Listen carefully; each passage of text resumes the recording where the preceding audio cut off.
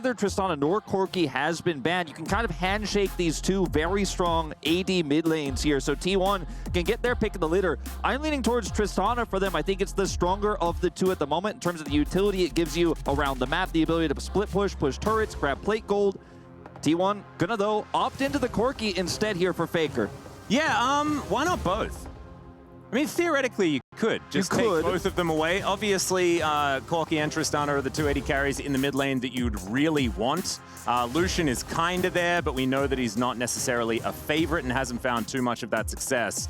As Owner is just cycling through a few choices here. We'll see where he lands. Of course, Sejuani does feel pretty Owner at this point in time, but up against the Zyra, you're never going to match that clear speed. And we know Shun absolutely loves just playing AP jungle. He's played a lot of games of Brand, really has sort of embraced this new jungle meta that a lot of junglers have been enjoying a lot more than just pick a tank and have fun. Now, this Jinx potential pick would have been interesting. We've seen it a little bit in the LCK.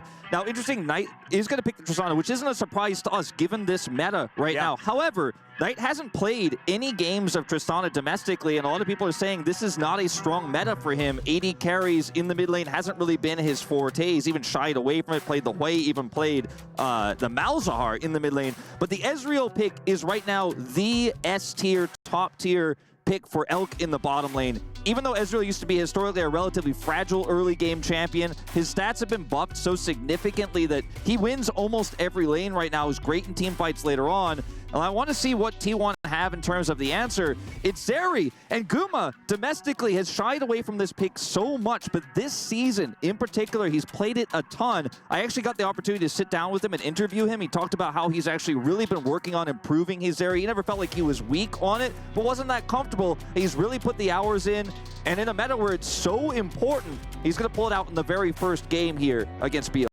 Yeah, I think if they didn't have, like, if you didn't have the context of that interview, Wolf, I think it would have been one of these times where we're groaning along with a lot of the T1 fans that don't necessarily like Gumayushi Zeri as much as some of his other more famous picks. Of course, Varus getting a little bit of a change on this patch. Not going to see him in this game. We'll see whether he does crop up in this tournament as well.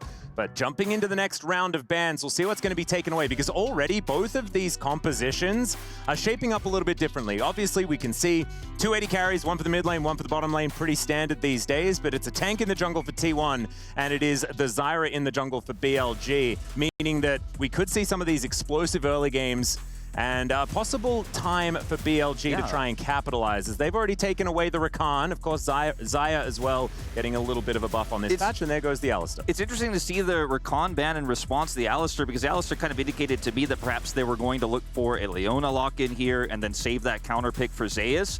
But instead, it's going to be a Rakan ban, so BLG definitely have different ideas about what Keria is going to be locking here in R4. The Renekton is taking away a very strong pick right now. Lulu, pretty self-explanatory with what you can do with the Zeri to boost her up, so later on you actually have a ton of combat stats in those late-game teamfights, but also the ability to then set up engages with the Sejuani.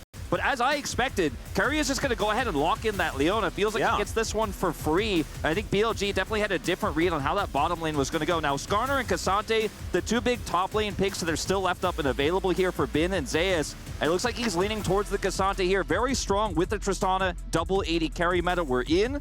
Gonna lock in this Nautilus first, thinking about that top pick a little bit more, because we know Zeus loves to play range top into Cassante. Even if the Skarner pick is considered higher tier, you might see something like the Twisted Fate. To combat that, the Jax here potentially, he was hovering the Gnar. BLG looked like they're a little bit worried about this counter pick. They haven't made the decision yet. That's why they locked the Nautilus first, and they're really giving this one a lot of thought, but it looks like it will be the Cassante in the end. And I would not be surprised if Zeus is happy to lock in the Twisted Fate in response. Even the Gnar, potentially. Yeah, we'll see what it is actually going to be. I would have loved it if it was the Jax, because then we get Jax versus Gragas, and we get to see Zeus on his Gragas. Because that has been a pretty key pick in the LCK as far as the counter pick to the Jax is concerned. We know Bin probably doesn't care about counter pick whatsoever. His Jax is just absolutely terrifying. But he's going to be taking the Cassante this time as Zeus. All right, okay, so we've heard about the 280 carry meta. What about the 380 carry meta, Wolf? Because that's not even Vayne. That's Space Vayne. Yeah. Well, we'll see what ends up happening here because this is about to get wild, and it does look like it's going to be Faker playing the Kai'Sa in mid lane, Corki going to the bottom lane. Wait, no, surely not. That can't be it. That can't be what's actually happening. I think it might be Atlas because... Really? Yeah. Zeus? Because what's happening here? Zeus will be able to outrange the Cassante, and obviously this is a pick no one has seen in the top lane before. You're a genius, Wolf, because you get all outed over a wall, and you just go back. You skid over the wall again. You're like, bye, Cassante, thanks for the Zeri loves to interact with the shields. She's going to have a great time in this matchup. Range advantage going to the Zeri. You can have a lot of power with the Sejuani there as well, as Zeri's damage output is quite high. Mobility is strong, so you can actually roam to the mid lane as well pretty easily over those walls. It's a pretty unique draft here coming through from the side of T1. The Kai'Sa as well with the Corki. We've seen Corki flex to the bottom lane in the past, but not a lot of success. They ultimately decided to put Faker on the Corki mid. I think this makes a lot more sense than putting it bottom lane there. The Kai'Sa mid has been played and is getting a little bit more popular these days, but just so fragile into the Tristana. Felt like suicide to lock that one. So ultimately, going to be Zeri in the top lane. A new counter pick for Zeus. Kuma's on the Kai'Sa, so a lot of follow-up here to that strong engage they have with the Leona and the Sejuani. Yeah, I'm really interested in how this one's going to go. It's been a long time. Well, I've never seen a Zeri in a solo lane before, Wolf, and it just was not something that was on my bingo card today. Of course, T1, they do like to experiment.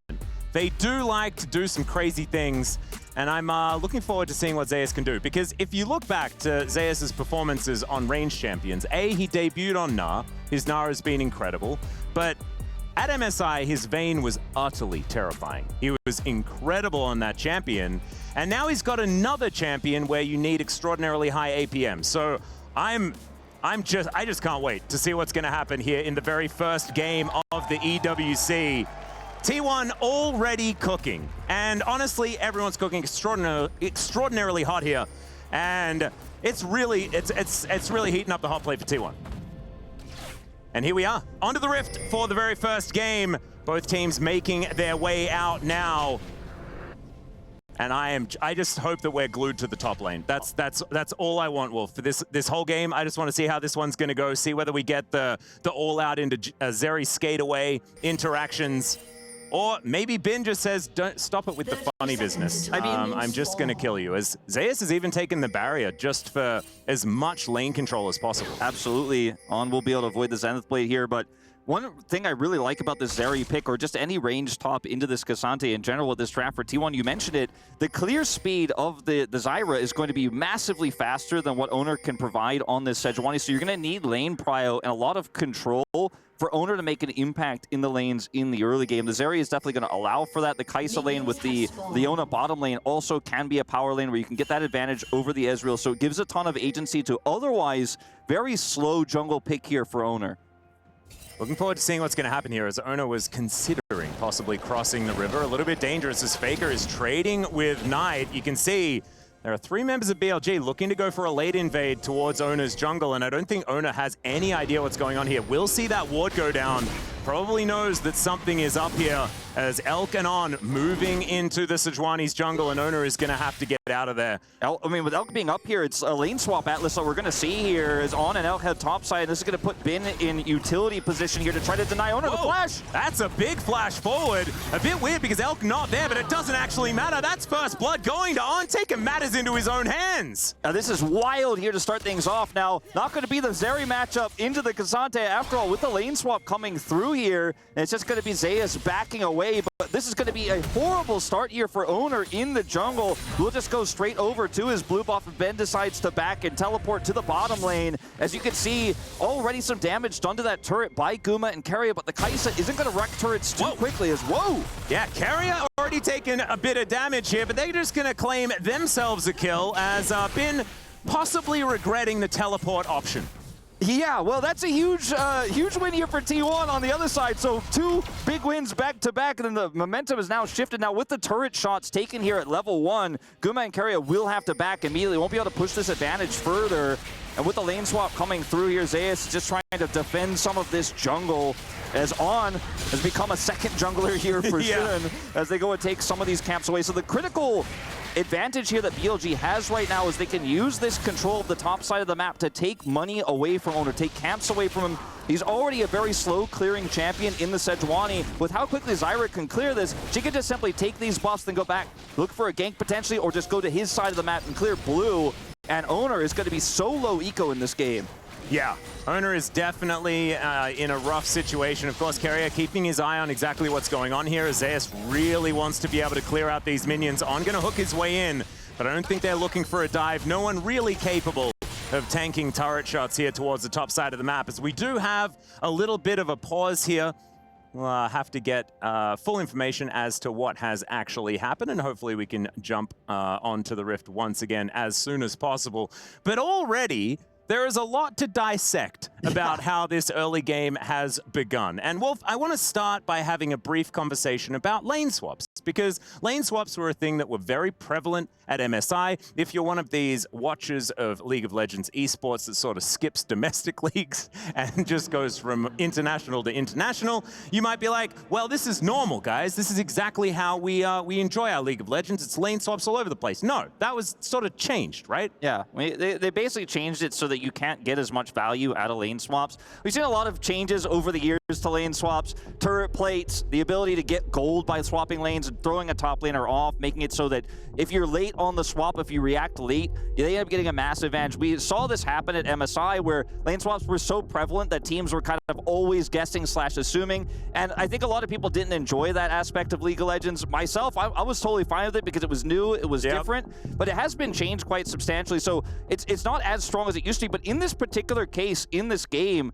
Zeus ends up picking Zeri, and I think initially T1 didn't expect the lane swap to come through. They were like, oh, I'm going to play this Zeri into the Cassante, but then the Ezreal comes topside, and this gives BLG this insane edge because they're the ones who had this plan. T1 have to be the ones to react to it. They have the faster clearing jungle, which means that Shun can get massive advantages off of this surprise. They end up getting that early kill on the Owner. Had he known, had he been able to react, or if he was able to back off, for example, get out of there, it wouldn't have been as big of a lead, but he's both caught and his jungle is taken away. So huge advantages here to the side of BLG. Now, we might get a replay, I assume we will, of what happened when the teleport came through. It was probably just a follow-up Zenith blade from Keria. They burst down the Cassante. Yep. That was a bit of a blunder. He wanted to greedily go straight bottom lane to pick up that farm as the wave was crashing, but ends up dying for it. And without teleport, it's going to take him a long time to get back to lane. With the turret shots coming through, at least Keria and Guma will have to reset, so it won't be as big of an issue as it could have been, but that's what you get when you dive into turret level 1. No, exactly, and they managed to crash the wave as well, so losing all of that experience at the same time after falling down, so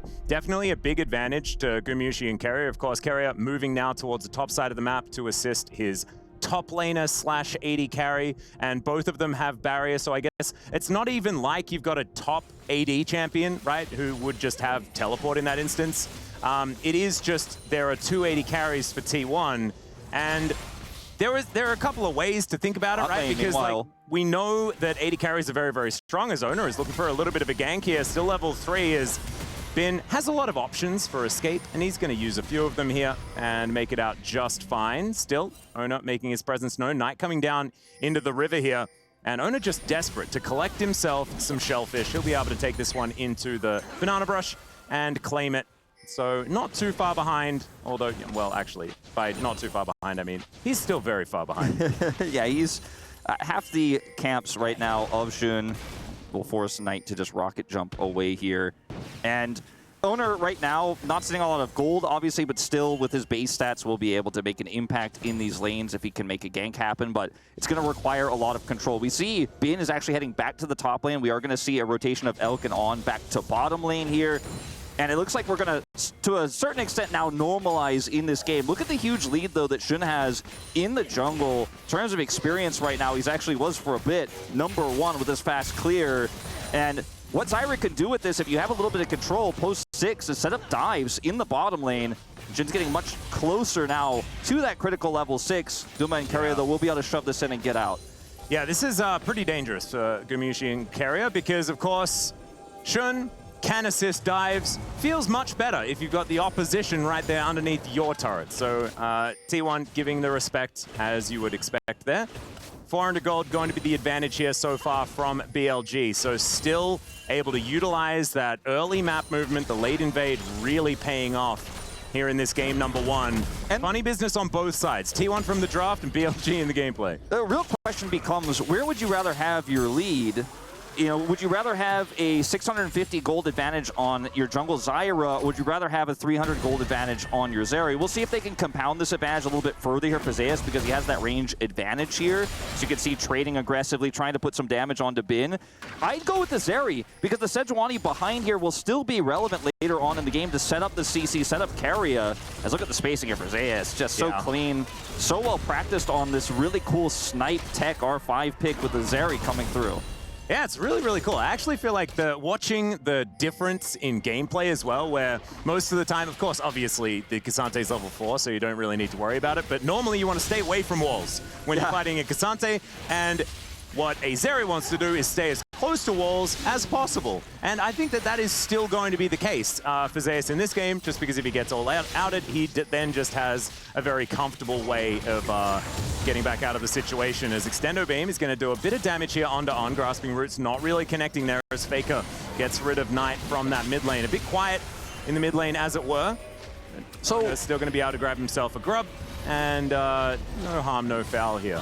Really important that T1 were able to deny that second grub, because while they won't have a lot of control with this Cassante pick, obviously the Tristana will wreak havoc on turrets the more of those Void grubs she can stack up. So really, really important for Knight to have those under his belt early.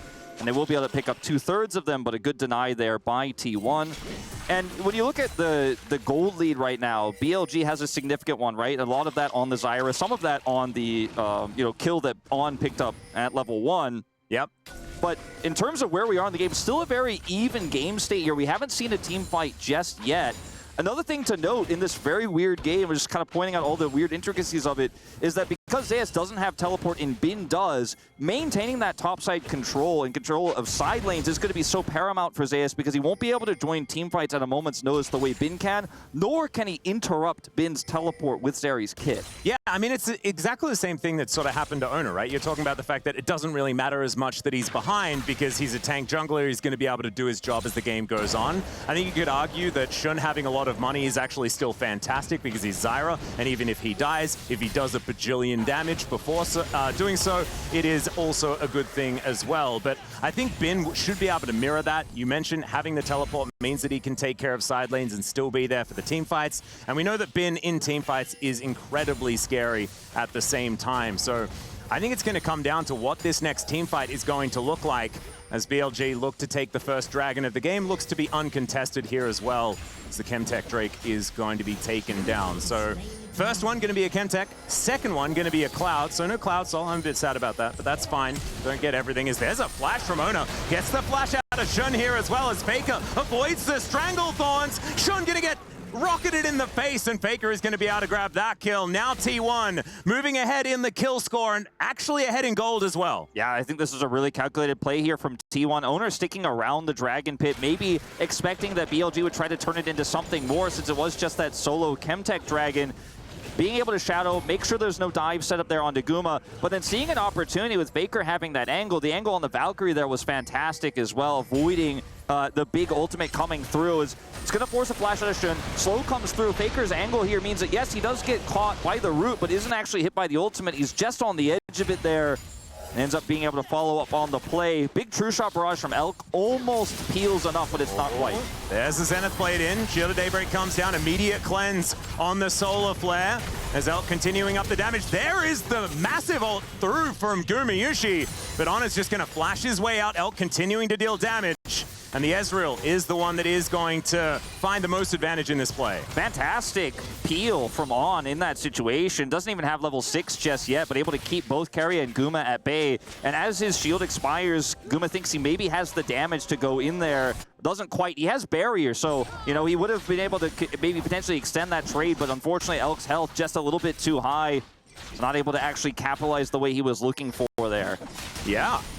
Definitely a very aggressive player. Wasn't expecting the killer instinct from Gumayushi off the back of that one. Didn't feel like the setup was quite there, but he saw a window. On was able to answer very, very nicely. And taking these summoner spells over and over again, going to be very, very important as Gumayusi does complete his first item on making his way over, as Faker has a lot of friends in his lane. Keria moving over as well on full vision at the same time as the Grasping Roots will connect. Of course, Eclipse is just completely ridiculous, so that's going to avoid taking too much damage here. And BLG taking control once again. Keria on a good angle here. Solar Flare back up. They need to respect this, and I don't think they can actually break through this choke point anymore. Guma returning as well here, and this is going to be 3 more grubs. It looks like going to T1, no contest whatsoever. Elk trying to push out this top side, but Guma can clean that up. Zeus will match the Cassante push bottom side. I think Bin picked up a plate or two. Yes, he did. You can see it picture-in-picture there. Nice attempted steal by Elk, but he's in trouble. Yeah, going to be able to Arcane Shift out as Ono. Just Arctic Assault away, so not wanting to greed for the final grub. And so that is going to be a pretty even trade between the two, as you can see at the top of the screen right there. 3 grubs apiece on both sides. Of course, Tristana very happy to have a few grubs, but stopping her from getting to 4 is going to feel pretty good, as Phosphorus Bomb going to be avoided here by Knight. Pretty quiet as far as the BLG mid laner is concerned, and that has been what we've been kind of hearing about Knight so far this season. As Zeus actually going to get caught as he tries to dash away. The Q comes out. There's the ulti, as All Out is going to be utilized here by Bin. Decides instead, doesn't want to try and tango with the Zeri at this point in time. Just a trade of ultimates here for the top laners. Yeah, once you've used your Q3 there, there's not much else Bin can offer here. You got Zeus' ultimate as Knight once again trading with Faker. Faker having a fantastic laning phase here. We haven't seen too much of it, and it hasn't been Faker crushing the lane, but he is winning Corki versus Tristana. Somewhat of a rarity in the LCK. As you can see, Keria and Ona are looking for potential picks soon. Yeah, Ona moving on over, finds the Glacial Prison there as they at least manage to land the Stranglethorns, but Zeus will come over and just executes the Zyra. Caught in her jungle, and T1 really starting to take control now. Yeah, Zeri just utilizing that extra push, taking the opportunity to go over there and look for a assist on the gank there, as Bin does have teleport back up. We'll be able to get back to the top lane, actually looking for the river, or sorry, bottom lane, looking for the river TP there, but not going to punish the back of Zeus. So strange to see a Zeri in the bottom lane as a side lane, as an 80 carry top, but that's the world we're living in, at least here in game 1. And a successful pick there onto Shun. He tries to ult his way out of it, but does not have flash, so nothing really he can do there. Second dragon of the game, the Cloud Dragon you mentioned, is up in 30 seconds here.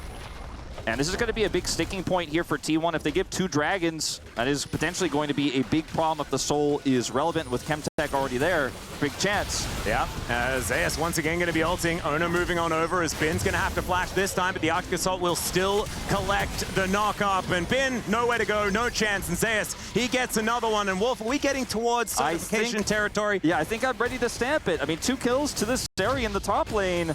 And it's a bit of a puzzling choice. I mean, Bin just greeting super hard for plates there, sticks around. They have no control over the Dragon Pit. Now they have even less as there's wards everywhere. As they're going to try to make a topside cross map here onto Faker. He's got Flash and Valkyrie. Yep, Depth Charge going to start this dive up. It's a fantastic Valkyrie to get Faker out of the way, but I don't know whether he's going to survive this one. There's the Stranglethorns, and there is the kill. As the sacrifice from Shun. Is that an execute or was that actually a kill? I didn't actually see it. My brain didn't process it. I think it was a kill. 1 and 0, so I think it was a kill. So yeah, just a 1-for-1. That is going to be Drake going over to T1, and so probably not the worst death here for T1. Probably typing some worths in all chat, you could say. Especially considering it's an Infernal Dragon coming over here, or the Infernal Soul, excuse me, as our soul for this one. So T1 are able to deny the 2 Drake stack here for BLG. And it's really tough to dive a Corki. Obviously very squishy, but pretty mobile, so could buy a ton of time there, and Shun will have to trade his life. And the gold lead he had is diminished quite significantly, down to just 187, now 100 to his name. I've seen this one before, Wolf. And the value isn't as, okay, Bin, pushing up, man. We're dashing over the wall here is Zeus. Gumayusi going to come down as well. There are too many 80 carries in this game. The Rift Herald will be taken here by BLG, but they'll have to sacrifice Bin for it. Zeus taking a fair bit of damage, but is ultimately on a killing spree at the end of it. So Rift Herald collected here by Shun. We'll see whether Bin's sacrifice is going to be in vain or not as they get to work on the top side of the map. Zeus should be able to finish off this turret. The first of the game before that Herald gets dropped. I mean, they have a 3-grub Tristana here, so they may be able to answer in return. But with Keria here, setting up a dive is going to be so tricky. They don't even commit to it. is trying to find Ona or anybody here, but they're already caught. Yeah, Glacial Prison comes down, and once again, Shun's just going to explode. No way out, and they are picking on this extremely squishy Zyra that just seems to be overextending now in this game. And I understand the thought process here for Shun and for BLG. You lost the bottom turret, you lost your top laner in the side lane. You've got to make a cross map happen. Faker used his flash in the last play. Maybe you could drop Heraldess. You got to group, you got to push deep into the jungle. But T1 were already one step out of the play. They kill Bin, instantly reset and head straight to top lane because they know that's Zyra that just seems to be overextending now in this game. And I understand the thought process here for Shun and for BLG. You lost the bottom turret, you lost your top laner in the side lane. You've got to make a cross map happen. Faker used his flash in the last play. Maybe you could drop Heraldess. You got to group, you got to push deep into the jungle. But T1 were already one step out of the play. They kill Bin, instantly reset and head straight to top lane because they know that's BLG's only option to try to make a cross map. And with the Herald being taken, they knew they had that extra buffer of time to get there. And now this game is wide open for T1. What was a small deficit early with the lane swap shenanigans ends up not really working out for BLG long term. It's a 3,000 gold lead for T1 now. A 3-kill Zeri can clear these waves so incredibly quickly. And Bin, you know, Cassante, we've talked about in the past what he could do with very little stats, with very little items, with low econ and lane swaps before. But against the Zeri, it's a different story. Yeah, I agree. I think that T1 have thrown the correct spanner in the works. And as we know, they do like to experiment. Sometimes it works, sometimes it doesn't. This time it's Knight that's caught in a pretty poor position, but he's Tristana. So he has Rocket Jump, which is a ludicrous ability, and he's going to get out just fine. 50% health, but still going to be able to clear out the wave and get all that work done. Zeus has taken an inner turret on the bottom side of the map.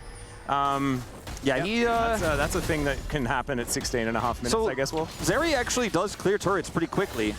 You know, with her Q, she can just kind of zap them down, and she does a lot of damage to them. She has 3 grubs as well, but she has Shiv as well, and she's had it for a while, but Static Shiv isn't really consistently built in the top lane, especially in a tank meta like this where we have very slow clear. There's not a lot of split pushing happening. He's not a top laner. Yeah, I mean... We've just got 280 carries. That's just how it is. You mean 3? Sorry, yes, 3. I don't know. Yeah, I mean, Corki has been in mid lane for long enough for me to... I can at least conceptualize it. I can't conceptualize a Zeri as a top laner. I refuse. It's just crazy the value he's gotten out of it when given those kills by Bin. I mean, been really trying to greed for some plate gold there with the deficit he had. You can understand the thought process of why he would want to push up. Thought T1 were gone, but those 3 deaths really stacked up against him now. And you have a fed Zeri who now already has Shield Bow online here at 17 minutes. You have a Kai'Sa that also has insane wave clear with the Shiv. And this Corki that's so powerful in the mid game with Triforce. Shun?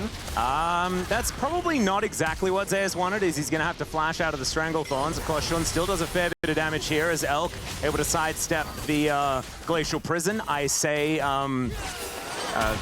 as Zona is probably going to miss that one, actually, as True Shot Barrage is going to sail towards Faker and Carrier, but it's not going to take out any of these minions, and Knight's not going to be able to protect his turret here, as it will go down. So Faker and Carrier getting themselves some plate gold, some turret gold here towards the top side.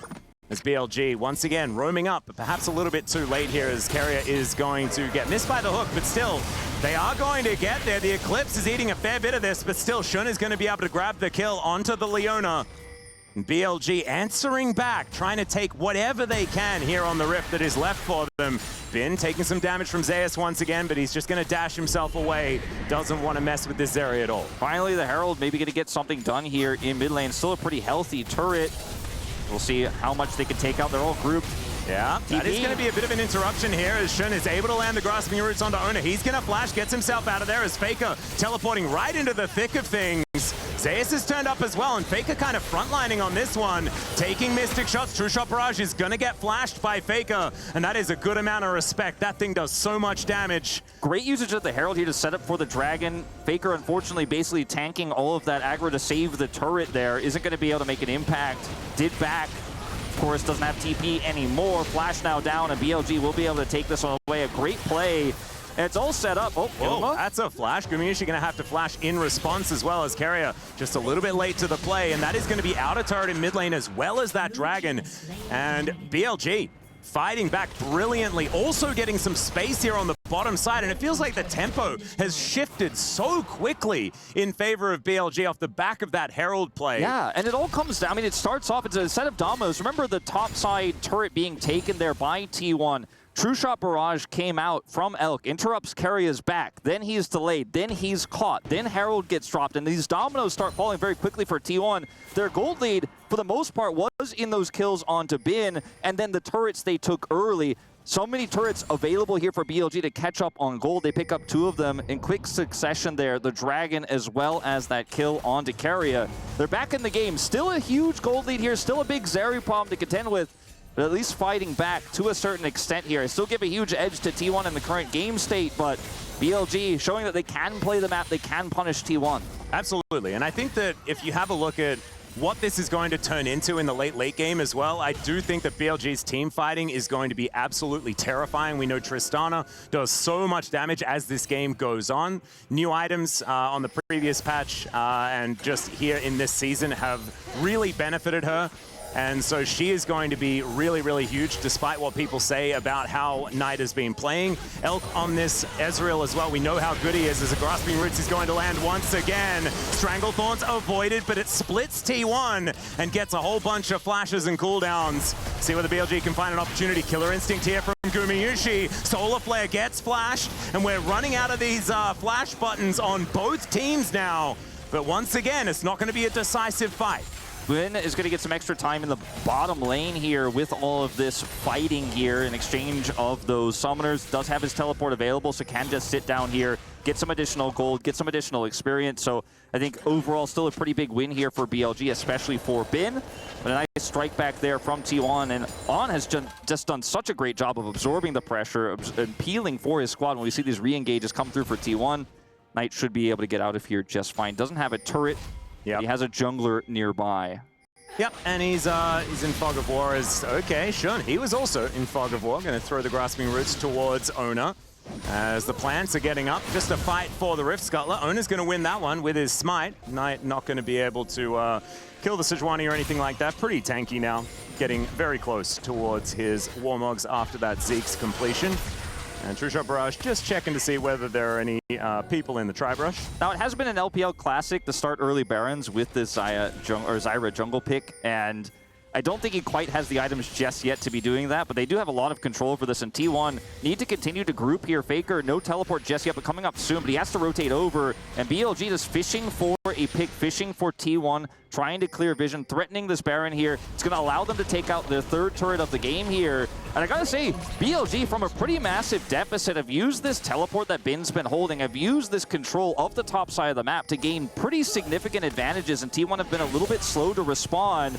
You have 380 carries, but you only have a front line and a half. With that Leona, obviously you can tank a decent amount, but it's really hard to set up those engages for Kai'Sa when you don't have control, when you don't have vision. And this is a thing that T1 have done for many, many years as well. It's picking for lane. It's making sure that you've got these answers to really get yourself stepped into a good position in the mid game. And sometimes they sacrifice composition in order to do so. I think the T1's comp still team fights quite well. You've got so many threats that you can sort of play around, and Leona and Sejuani will have so much CC just themselves that you can see how a team fight will play out. I do think, though, like you say, the teleport from Bin is going to prove more and more valuable as this game goes on, as far as controlling the map, and as these really valuable neutrals get more and more vulnerable to the amount of items that these players are picking up. I think that Bin being able to push in a side lane until he's required is going to be very, very strong. I think the LDR pickup here for Zeus is a really big spike for him into this Cassante, and is going to make it a little bit easier for him to team fight front to back as long as they can set up the counter engage coming through. But it, again, relies a lot on vision control. Time's running out on this spawn of the 2nd Infernal Dragon. Now, T1 more grouped bottom side here. Faker has his teleport back. They were able to get vision on the Baron here, so I don't think it's going to be a trade of objectives, but BLG are definitely fishing with the idea of this. They do have that Zyra. They do have pretty fast clear here, so T1 constantly having to stay vigilant between both objectives here. And they have no real map control. They've got great follow-up for a Sejuani ult, for example, for a Solar Flare. They've got some poke coming through from Guma now, but here we go, starting this up. Full control for Baron. Shun is going to annoy Baron just a little bit here, who's just going to be one-shotting these plants. Does get rid of them. So going to replace those seeds, but does collect the Rift Scuttle vision, which is what BLG were looking for in that moment. Now just keeping control of mid, playing this one out, seeing who can get that push, who can then get the right leg up in these river positions, be it around Baron or around the Dragon, making things very dark for T1 though. Yeah, you can see the Observer showcasing how little vision there is here for T1. Even the Ezreal ult is significant poke here. Oh yeah. And Elk is just kind of playing with his range advantage right now. Zeri, fairly low range, obviously, outside of her Extendo Beam, but Elk can continue to push these waves through. And T1 just aren't able to skirt around. And this buys enough time now for the Dragon start for BLG. So Tristana, another power of Tristana, she can do Dragons very quickly with this Zyra. T1 will clear vision, but they don't have the speed to trade this. So they're unfortunately just going to have to give the Dragon up. But it's just been mid-prio that T1 has been so far behind on. You can really feel the weight of the lack of teleport here for Zeus in this game. No, I agree. I actually think that it's starting to become a little bit of a worry. The apprehension that you're sensing here for T1 makes a bit of sense, and BLG a little bit more decisive with these plays in the neutral. Now moving towards this top side, and what we want to see is a little bit more of the T1 we saw in the early game, right? The T1 that was making proactive plays, that was just going for it and pulling the trigger. That's what gave them their initial advantage, and now they're trying to hold onto it instead of pushing it forward. True Shot Barrage going to sail by. That's going to get some extra vision, which is, I assume, what it was looking for. And stopping any single back there could have staggered T1 to a situation where, you know, Keria has to then flash out or something like that, and then it's just an easy Baron start here for BLG. But again, T1 walk away with no vision. Now, the weight is on Faker's shoulders in terms of dealing with this bottom lane because he's the one who's got the teleport. He's the one who could be far from Baron, whereas otherwise you see T1 are just constantly grouped, constantly fighting for vision, which means Ezreal gets to keep pushing these mid waves in, and it's a constant juggle of vision that BLG is winning. They have the 2 Infernal Drake advantage, so that's some additional stats for the Ezreal poke as well, really starting to be a big problem here for T1. With a gold lead, it looks like T1 are in a great position. 3 items there, but we're just not having a straight-up 5v5 fight. BLG are not allowing it. Yeah, Ona now possibly out of position. Does have Keria there, but there's no real damage follow-up unless they can create some plasma here for Gumayusi to react to. There is a snare, and the Void Seeker not going to connect. Hook as the re-engage does come in. Glacial Prison is decent, but the shutdown onto Zeus immediately, and BLG, they might use this to start off the Baron. At least Elk, that's what he's decided he wants to do. Still, Void Seeker is going to make it seem like it may not be the best decision to make, and BLG looking for a turn instead. More poke coming through here, as the more you hit, the more you can throw. Gumayusi still just firing them out willy-nilly. Still, it's going to be a wait for Zeus to come back up. 25 seconds on that one. Yeah, no teleport, no barrier for this fight if it does break out, but at least the Void Seekers, like you say from Guma here, the accuracy of them good enough to actually deny BLG from starting this up. But you know, Atlas told you already, Zeus, you're not a top laner, you're not a tank, you can't be that far up on Zeri into a Nautilus. He got punished so hard with his positioning there. Again, it's not something we normally see Zeus play. In fact, we've never seen him play it professionally here. He's pulling it out at the Esports World Cup. It gets punished, his first death of the game, and that control for BLG does continue. And that's a lot of money going over to the carries of BLG as well. Elk going to go back and completes his Bloodthirster, so 3 items done for both 80 carries on either side. Gumayusi and Elk is who I'm referring to there. Zeus has had 3 items for quite some time. But Nash's Tooth and, of course, the Ginsus and Static Shiv are a bit cheaper than what has been put together here by Elk so far, as T1 possibly looking for a fight, but on so incredibly tanky. 1-0-3 on this Nautilus, and he is feeling like an actual tank. Yeah, it's looking like a Senna Nautilus situation here with how well On has peeled this game, how incredibly well he's played around these choke points. Sendo Beam going to hit him pretty hard in this moment here, but he's got the Warmog, so not going to feel too bad about that. You know, meanwhile, Elk continuing to control this mid lane, out-pushing the Kai'Sa consistently as he just offers more and more poke. Even with True Shot Barrage, you can see these Qs really stacking up. Yeah, well, another Glacial Prison goes down here as Faker just going to grab that kill onto On, and as we praise him, we caster curse him. And he is going to be taken out there. So 1 killed on the side of T1 into 1 killed on the side of BLG. BLG weren't able to push the envelope too far after their last pick. We'll see what T1 can do with theirs. It's such a neutral fight here over Baron Vision. It just continues to rotate. And 1 pick alone isn't enough to actually wrestle it back. In fact, it's often the team that gets the pick that uses more resources than has to pick up some items, and then the other team juggles it back. And we're just constantly playing ring around the rosy here in this river brush. BLG now taking their back timer. T1 will rotate over and grab control. We're going to move back to this moment on really far forward here. Not completely cleared that ward, but hitting it there gave Owner the information. He could look for that pick there, so well played by him. Good punish onto On after our little caster curse. But this really reminds me of the old, like, when Shiv first came out, we were seeing everybody build Shiv, and it was Shiv LeBlanc in the mid lane. It was just teams trading waves against each other. Does feel like that a little bit here, but BLG have constantly maintained that control, and the gold lead has shrunk ever so little. Every single one of these rotations, BLG is getting the better trade of it. T1 no longer really in the driver's seat.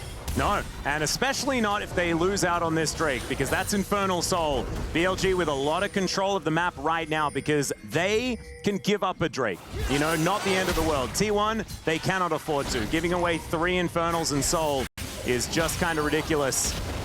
As T1, you can see, positioned to try and take this one down, and they're going to be fighting for the death for this one. As let's see who's going to be able to take it here. Shun taking some poke damage, and these Void Seekers also starting to do a fair bit as well. The rotation around from the Zeri, but the Dragon is down very, very low. There's a Killer Instinct. They take down the Jungler, but can they win the fight is the question. That's the Dragon secured for T1. Carrier is just taking Bin for a ride, and the rest of BLG are just melting. Now the top laners are going to do battle. Yeah, Bin's going to win those as he walks into melee range of the Cassante. Still, it's going to be a one-team fight, and still T1 are going to look towards this Baron. Yeah, T1, they win more than just the Dragon. They'll get that Baron. You know, you lose a support, you lose a pseudo top laner in Zeus' Zeri. It doesn't matter, though. T1 have the damage to rush this Baron down. There's no one left really to contest. Only Bin stands on the graves of his teammates. Just look at how this fight sets up. Look at where Zeus is. He's not even here initially. It's just a great collapse onto Shun, and T1's target selection in this fight is fantastic. Then Zeus swoops in. Knight can't actually turn or carry. Bin is denied entry back into the fight. This might have been a bridge too far. Unfortunately, Zeus walking straight into that Q3. But a great target selection onto Shun, taking the Zyra out of the fight, guaranteeing the Dragon, then having that follow-up, making sure Knight just doesn't have any agency, no way to pop off. And it's, Guma feeling pretty good, I think, about the secure on the Dragon. Sorry, Owner feeling pretty good about the secure on the Dragon. Yep. And Owner looking like he just managed to secure the Baron as well. So as you can see, Baron going to be up for 2.5 minutes here. We'll see what T1 can do with it. See whether they can actually break open this game, because T1 have been the team that have found so many advantages in this game, but it always feels like BLG then find ways to take back control of how this map is going to be played. And so now with this advantage, with the Baron, they should be able to grab some push here. And the outer turret still standing in mid lane should be the first target here for T1. There's an inner on the top side of the map as well, but to really open up the map, it has to be through mid. It does have to be through mid. Yeah, we'll be taking down some of these wards around the map. Shun gonna get slowed down. There's a Glacial Prison as well. Special delivery of Gumayusi with the Killer Instinct, and there goes the Zyra. Massive tanking being done here by Carrier, but can't tank absolutely everything in the kitchen sink. And so he will go down, but jungler for support, you take those, especially if you get a turret along with it. Absolutely, and that's just going to allow Zeus to push this top lane in as well. And this is really, again, great target selection by T1. Guma's constantly fishing for those Void Seekers because Owner is standing next to the Zyra. So look at the positioning here. Solar Flare comes out, you've got the Killer Instinct here instantly to follow it out, and then when the Sejuani ult comes through, he's as good as a dead man. Does try to get out, does flash, and will take Carrier with him. But so much control gained off of this one single pick. Again on the jungler, 6 deaths on this squishy Zyra. And after such an incredible early game as well, as Bin is going to find the knockback onto Owner, but skating on in is Zeus. Bin now just going to have to book it out of there. On in so much trouble, walking the wrong direction. Owner going to finish him off. And T1, they're starting to knock them down now, starting to get a feel for how this game is moving closer and closer to a victory for them. And they'll push this wave towards the inner turret and really expose BLG's side of the map now. Yeah, we'll see if they can actually grab this inhibitor with the last 30 seconds of the Baron. They really want this. Yep, Solo going to set up for the Zenith Blade. It's a decent Stranglethorns, but he's still going to go down. The follow-up just not going to be there. Another Glacial Prison, great buffer there from the Tristana, but Knight not able to offer any damage back, and that's going to be base broken by T1. I think they want more. Yeah, they ain't stopping here. There is still 15 seconds on this Baron buff. They're going to take at least one of these Nexus turrets as the minions are starting to run out. 4 members of BLG sitting here on their Nexus. And T1 still trying to push forward. Not sure about that one, but I like the gusto. Has been in a whole host of trouble. Faker taking matters into his own hands, but not enough damage to kill the Cassante just yet. Turret shots just raining down as Elk landing these pot shots and starting to make these health bars look a little bit low. Oh, the teleport flank from Bin. Big old flank from Bin as he dives in towards Owner. I don't think Owner's too worried. The all-out does come through. If they kill the Sejuani, it may not necessarily be end of the world. 53 seconds on Infernal Soul for BLG, though. And so T1 are going to have to book it. As soon as Owner's spawned, they got to get to that dragon. Yeah, they're going to have to rush through. You can see even with the super minion here, Elk is rushing as fast as he can, using True Shot Barrage to clear this mid-wave so they can get prio for said dragon. Knight does not have teleport, but he's going to opt to back here to buy that 4th item. Now has it picked up. He's got an insane amount of damage he could do if given the agency. And I think all eyes are going to be on Shun here. This is a great play from Bin to come over here and look for the stop of the retreat here. Going to take Owner out of the fight. Now we'll see if this ends up mattering at the end of the day here when that fight breaks out. But obviously advantage BLG. They have the prio. And this is not just for an Infernal Dragon. It's for Soul for them. T1, no objective to trade for, but it looks like with no prio, no teleport on Faker, they're just going to opt to give this up. And I can't blame them for the choice. They have mid control with the inhibitor down. They can maybe grab a second one. That's the goal here if they can get it down quickly enough. But I think trying to walk head first into that BLG composition without prio was just not going to be a successful strategy. They won't get this inhibitor. Bin shows up, stops them from taking it down, and T1 walk away with nothing. Yeah, not going to be able to get too much here, and Infernal Soul is a huge sacrifice for T1, and I imagine they are not too excited about heading towards an Elder Flip scenario. No, definitely not, especially when you consider how powerful Elk is going to be. He has a Spear of Shojin now in his inventory. He can constantly poke and then set up to come in and collapse for the kills here.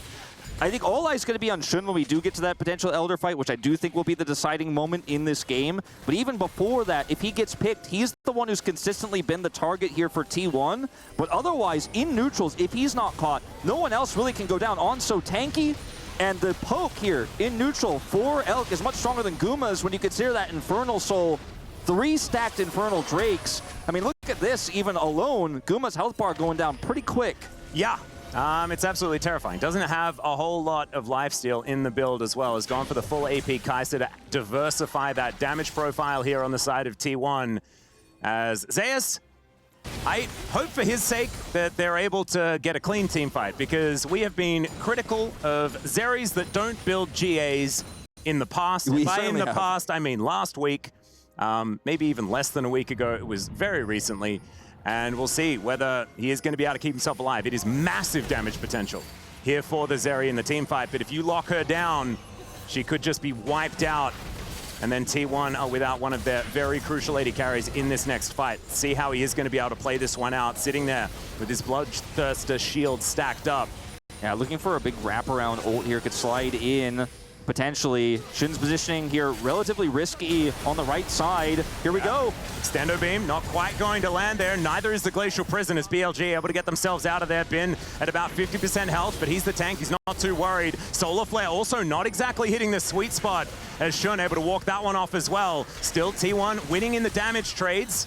Yeah, if you can hit every single Void Seeker onto squishy targets like Shun, I mean, this is going to really start to stack up. Corki poke, not as strong as it used to be, but still relevant here.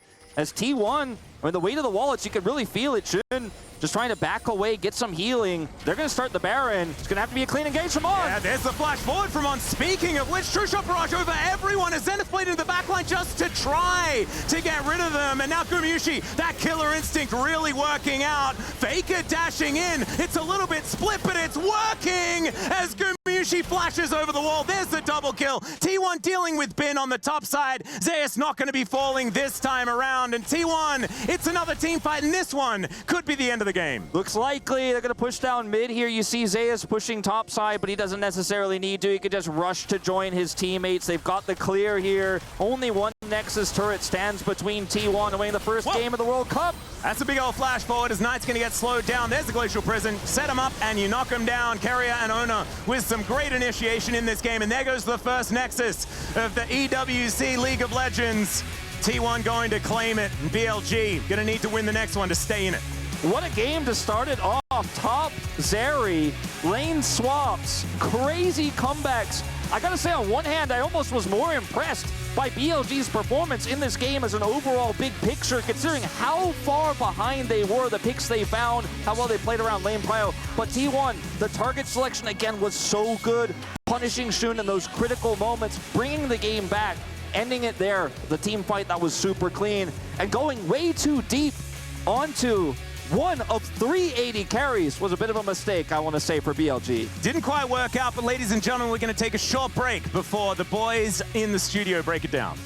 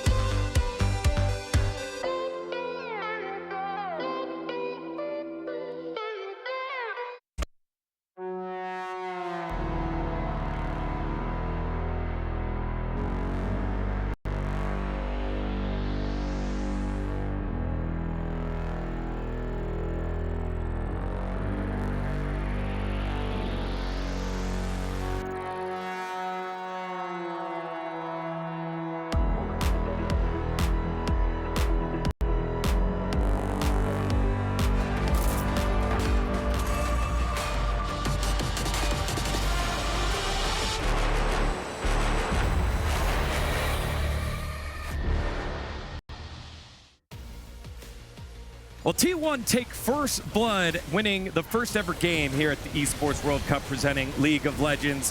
Has a couple of key plays around key objectives. Has the world champs up 1-0 against BLG. Thanks to the back of some huge plays here. Zeus getting that one there. And the Zeri pick has to be a big thing we're going to talk about. All that being broken down here in the area. Welcome on back. Degon alongside Ox and Valdez. And guys, that was a heck of a good start here for T1. Yeah, and I think you can see why there's been a bit of a rise of red side priority, particularly in the LCK. We've seen that quite a bit because this counter pick potential can be really punishing. Lane swaps haven't been seen as much as in MSI, and we got one this game to try and counteract it. And honestly, BLG did a decent job of navigating it, but still fell short in terms of the gold advantage. It's just insane that as the game goes along, you've got not only the 2 AD carries, but you got the third AD carry on top of it all, as the casters were talking about. It's just kind of insane how much damage and pick potential you have with even just a couple of CC ultimates. You throw them in, and then all of a sudden the guy just dies immediately. It doesn't matter what they're doing or who it is on the opposite side. Yeah, let's take a look at some of the highlights. And I think we have the draft to kick things off here. Yeah, here's the draft. Zeri. Again, a highly coveted pick, but now being flexed to the top side of the map here, Ox. Yeah, and I feel like it doesn't specifically have to be Zeri. You know, we saw the Vayne Hobbit as well, but essentially it's a mobile AD carry. There's going to be able to free farm into the Cassante, and the Cassante's never going to be able to really reach you. And BLG had this great idea where they went for this lane swap, and you know, we've seen lane swaps nerfs. We didn't necessarily expect this. Ona definitely didn't. They're not only shutting around the jungle, but On actually looks for another opportunity. You see, he tries to move in. He's like, there's no jungler here. I've got smite. Maybe I can get the Krugs. And he actually ends up dying for it. And the reason this is so punishing, if you look at the minimap in the bottom right, Shun is doing his red side jungle. He then crosses over to take Ona's red side jungle and completely locks him out. Gets a big lead. Counterpoint here, we do see Bin get dived as a result. It does get dove. They were talking about this during the cast. The teleport comes in, and it's a little bit close, you know, some damage going the way of the T1 members, but it definitely does set Bin pretty far behind, and then eventually the Zeri kind of pops off in a big way in this game. Yeah, and this one was, again, we sort of saw the momentum that had been achieved by Shun. It was looking positive. They had a gold advantage, but the vulnerability to Zyra is you are immobile, and I think Ona did a fantastic job using the ultimate to consistently find this pick potential and really claw their way back into it. Yeah, that was the play that then T1 took the lead. Then here on the top side of the map, a little bit of oopsie as Herald gets taken.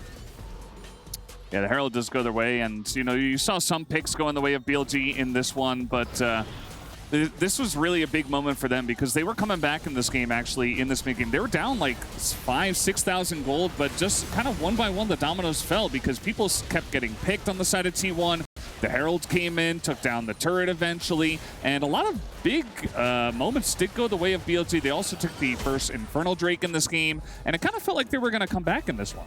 Yeah, and I think this is kind of the power of having not only the Zyra, who's difficult to engage into, but the Ezreal at this mid-game point can just kind of stand there in the mid lane, constantly fire off harass. It's really hard to challenge him. And this passage of play between the Herald and then moving down the Dragon where you had complete control netted them not only, obviously, that Dragon, but you see the mid turret just fell down, and they also secure that bot tower as well. So the deficit they sort of fell into on the back of some deaths from Shun and Bin, they really clawed back here. Yeah, again, showing the nature of these two squads and the back and forth game that was happening here. But then finally, the decisive team fight where T1 takes a massive lead.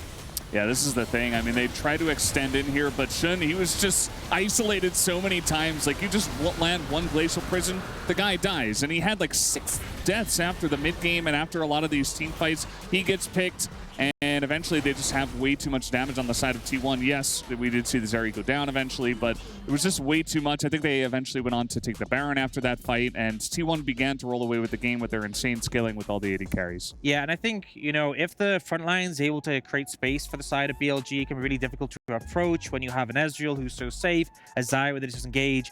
I think T1's target selection was really excellent there, which is why they found the edge in those team fights. Again, one of the counters that we've seen to the AP junglers that are less mobile, unlike the Nidalee, is the Sejuani. You pick a target, you blow them up, the Leona is there. And if you're on the side of BLG, you look at your draft, you got a lot of priority things there. You're feeling pretty good. What are some of the changes you want to see here in game number 2 here, Ox? So I think going to the next one, you know, choosing to go on red side could be a big advantage. I think you can clearly see that Zeus is willing to use the red side last pick with things like the Zeri, things like the Vayne. There's a lot of counter picks that you can bring out. And we saw, even though the lane swap did net some advantages for BLG, it wasn't enough. It wasn't enough to compensate the fact that this Zeri was just free scaling. And so I think if they move on the red side, they can kind of secure that advantage counter pick for Bin potentially.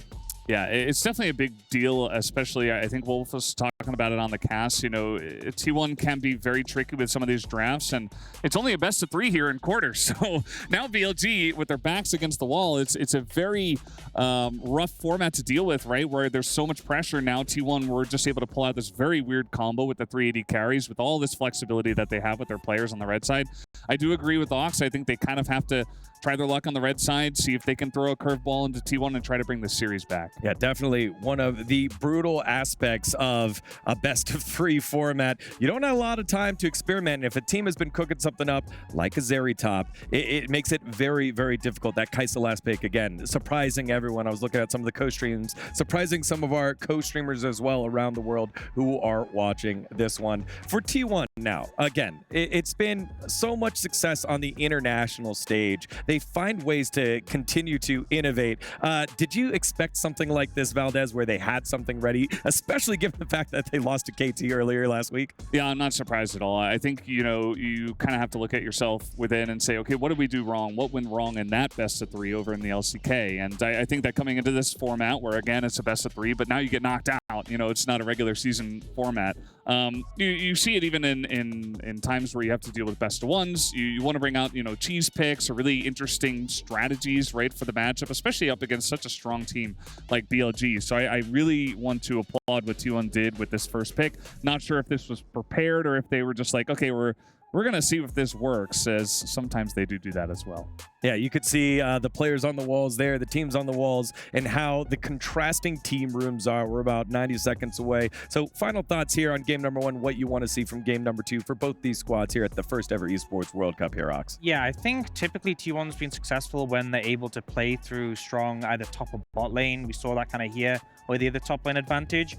But the time when I really thought that BLG had a massive edge against them was last year's MSI, where Shun was able to impact the bot lane and drive that 2v2. I feel like as a trio, the bot lane and Shun are so good at setting up dives and really punishing, and Guma Carrier have been known to struggle against that before. So maybe finding a setup where you don't want a lane swap, you go for the traditional lanes and looking to punish on the back of that. Yeah, Valdez, is this a product of the meta? Do you feel like Shun, who's normally good at suffocating and helping his team get ahead around the map, being hurt by this AP meta jungle?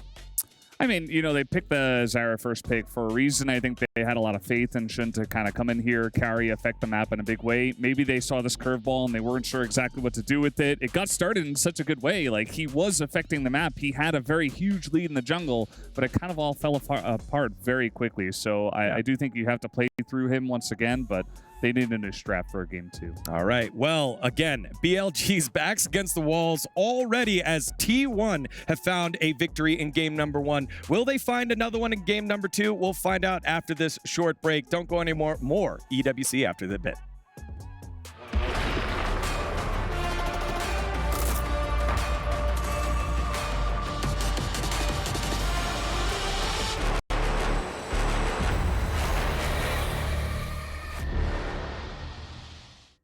Hi everyone, this is the STC Gaming Hall check-in, where STC Gaming Hall is a huge sponsor for the EWC event. Let's take you around because this is all very refreshing and new to me.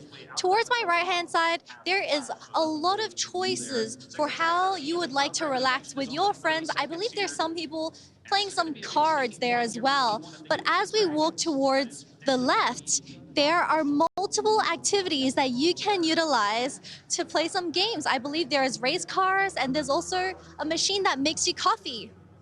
But the most important thing today is that Today's main theme is League of Legends. And towards the left-hand side of this building, we have a huge setup for 20, 30 people that is free to play, and you're more than welcome to join in to experience how it is being a professional player for League of Legends. It starts at 11 p.m. and you can bring your friends who are aspiring professional players and see what it's like to be in the spotlight.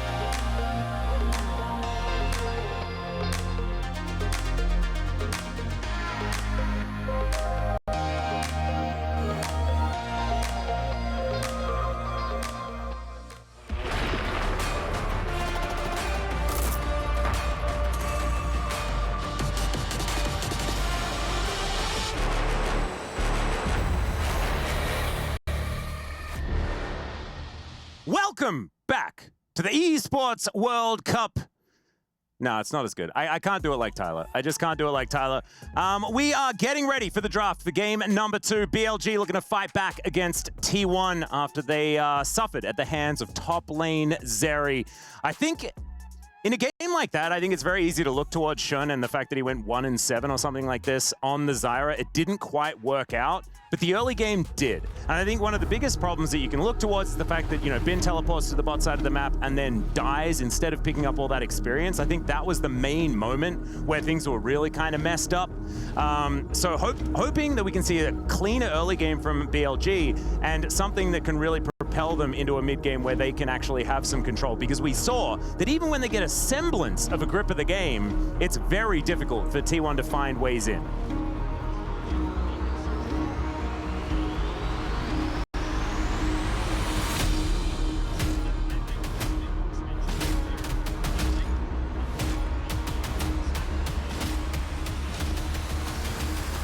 Which is what I think they initially wanted to do with this draft, but they couldn't actually bring it to fruition because they decided to opt into the lane swaps instead.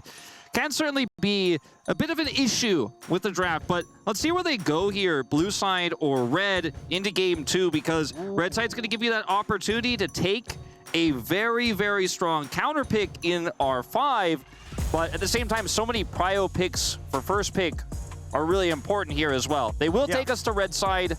Not surprised by this in the slightest, and we'll see what T1 are going to prioritize, because I don't think it's going to be a Zyra first pick for them. It'll be a ban, in fact. Yeah, and I think you still have that degree of flexibility in the bans when you are on the blue side. One really difficult thing when you're on a new patch in a tournament playing the very first time is that side selection isn't necessarily intuitive as you go from patch to patch, right? You don't necessarily know what picks are going to be the strongest and what picks aren't necessarily going to work out. And therefore, it's really hard to determine whether blue side having that first pick, getting that really strong choice is going to be the best thing, or whether it's more about answering what your opponent's going to do. And so far, we've seen that red side has kind of worked out with T1's very eclectic draft, and we'll see what BLG is going to do with the red side this time around. I love that Sejuani ban to come through here by BLG, because some of the real big issues for them when they were trying to press their advantage, their control over the map, was punished by Glacial Prisons and, you know, shouldn't being out of position, getting caught by Owner. Then follow-up came through from Keria,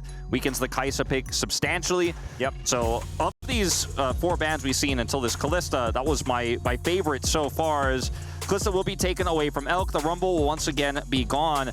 Where do T1 take us is the big question right now here in this first pick. Could just be a safe Tristana lock-in. Skarner, we haven't seen just yet. Is laning taking a big hit with some of the stat stick nerfs we saw from him or on him on this patch. It'll be the Senna that's left open as well. And you know, the tax of taking away the Faker Azir, right, the Guma Sejuani, you can't give Rumble over, is that this is a Senna lane that we have seen T1 dominate with so many different supports. I mean, this is T1's bread and butter. I mean, it's also BLG's bread and butter, so they know exactly what this is capable of. The Corki going to go into Knight's hands. I think when it comes to the tier list of, you know, Knight being comfortable on 80 carries in the mid lane, this is definitely his best. Even on the Corki, he hasn't necessarily had standout games. He's had some pretty standout KDAs, and they still have a gigantic win rate with him piloting the little plane. So looking forward to seeing what can happen here as another Yordle being considered. The Tristana here for Faker taking the other side of the matchup. We saw the mid lane. It was a bit of a wash, right? Yeah. It's not like, oh, I'm going to take the other side of the matchup, then I'm going to beat you in it this time as well. It was more of a wash. It was more about how these team fights were played out as the game went on. And so a lot of power picks here going to be picked up. The Nidalee, I think, is pretty self-explanatory in this draft. And if you were going to get your pick of the litter for AP junglers with double 80 carry, these were the picks we were always going to see. Tristana, Nidalee with that Senna. We haven't really seen T1 do too much AP jungling, especially when you compare Owner to Shun, who's played almost exclusively AP junglers in the LPL. Now, his highest played is the Brand, his most played jungle champion of the LPL season. And it looks like they want to lock that one away before it can be banned here. A lot of stuff to talk about with how Brand interacts in early skirmishes, his damage output in the later game, and his fast clear as well. But he is somewhat vulnerable in a draft like this, the same way he was, of course, with the Zyra pick in Game 1. See how well they can protect this pick now, because this is the toughest part about banning supports away from Keria and a Senna lane.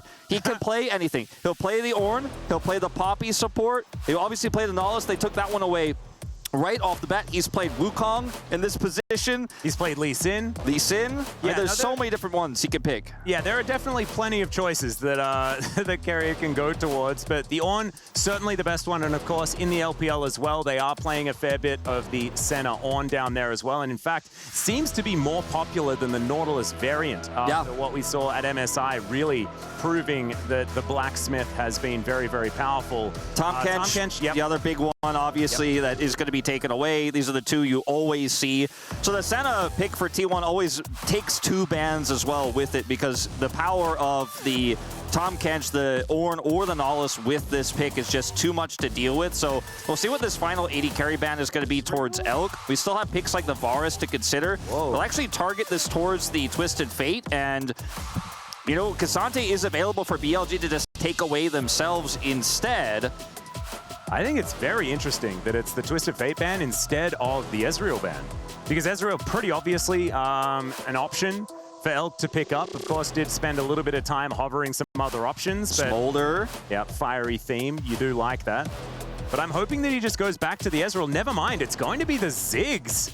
Thankfully, we have Orcs waiting in the studio to break this one down. Of course, as far as Valdanalist picks as well, I mean, they love the Ziggs mains. That means that we know exactly what the segment's going to be after this game. Well, the answer here for T1 I'm really curious about, because Ziggs can push any support incredibly well. Maokai's still up? Still up. You know, relatively lower prio, it seems like, from whisperings we've been hearing on this patch, but it's going to be played, of course, in the support position in this game.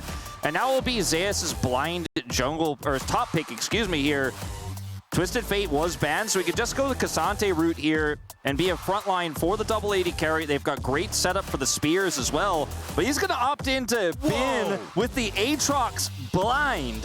The bravery Camille of this up. man. Bin can just go for the Camille matchup, or he can go for the Gnar matchup. Of course, Gnar really, I mean, we've seen this for so many years, right? Aatrox into Gnar. It's not going to be that, though. Of course, he's going to pick Camille. He has to pick Camille because this has been.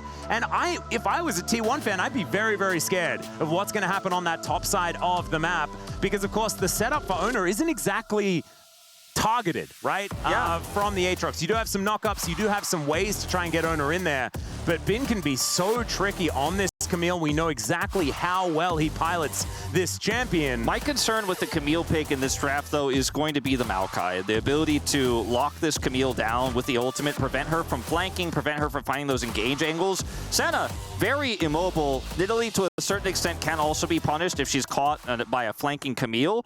But the Tristana is going to be relatively safe, isn't going to be necessarily, it always feels kind of like, okay, well, I can lock down Tristana. She can't jump away. This is a counter to Tristana, but if she could just kind of keep herself at arm's length and make it really difficult for you to engage. Is so good into Hextech Ultimatum. And I think if T1, if Faker just holds onto that ultimate, it's going to be so hard for Bin to do the Bin thing, right? Where he just executes on a flank angle and just destroys a priority target. He is so incredibly good at doing that, and Faker, he has to be the one to answer. He has to be the one that is capable of dealing with what Bin's able to throw at them. Yeah, I am most concerned about how team fights are going to go. I'm not worried about Bin's laning at all. I think he will be, this is going to be a really exciting one to watch. Two iconic picks for two of the world's most famed top laners of all time.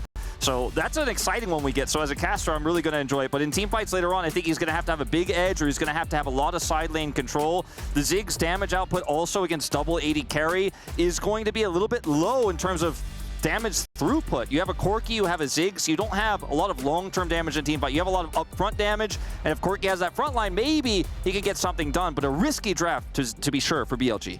No, I agree. But a fun one. This is going to be really exciting as we dive onto Summoner's Rift once again here for game number 2. It is do or die for BLG. Remember, this is single elimination. This is so incredibly fast, and everything can be taken away at a moment's notice. Any hesitation and you could be absolutely punished. And remember, the prize money is just doubled every time you win.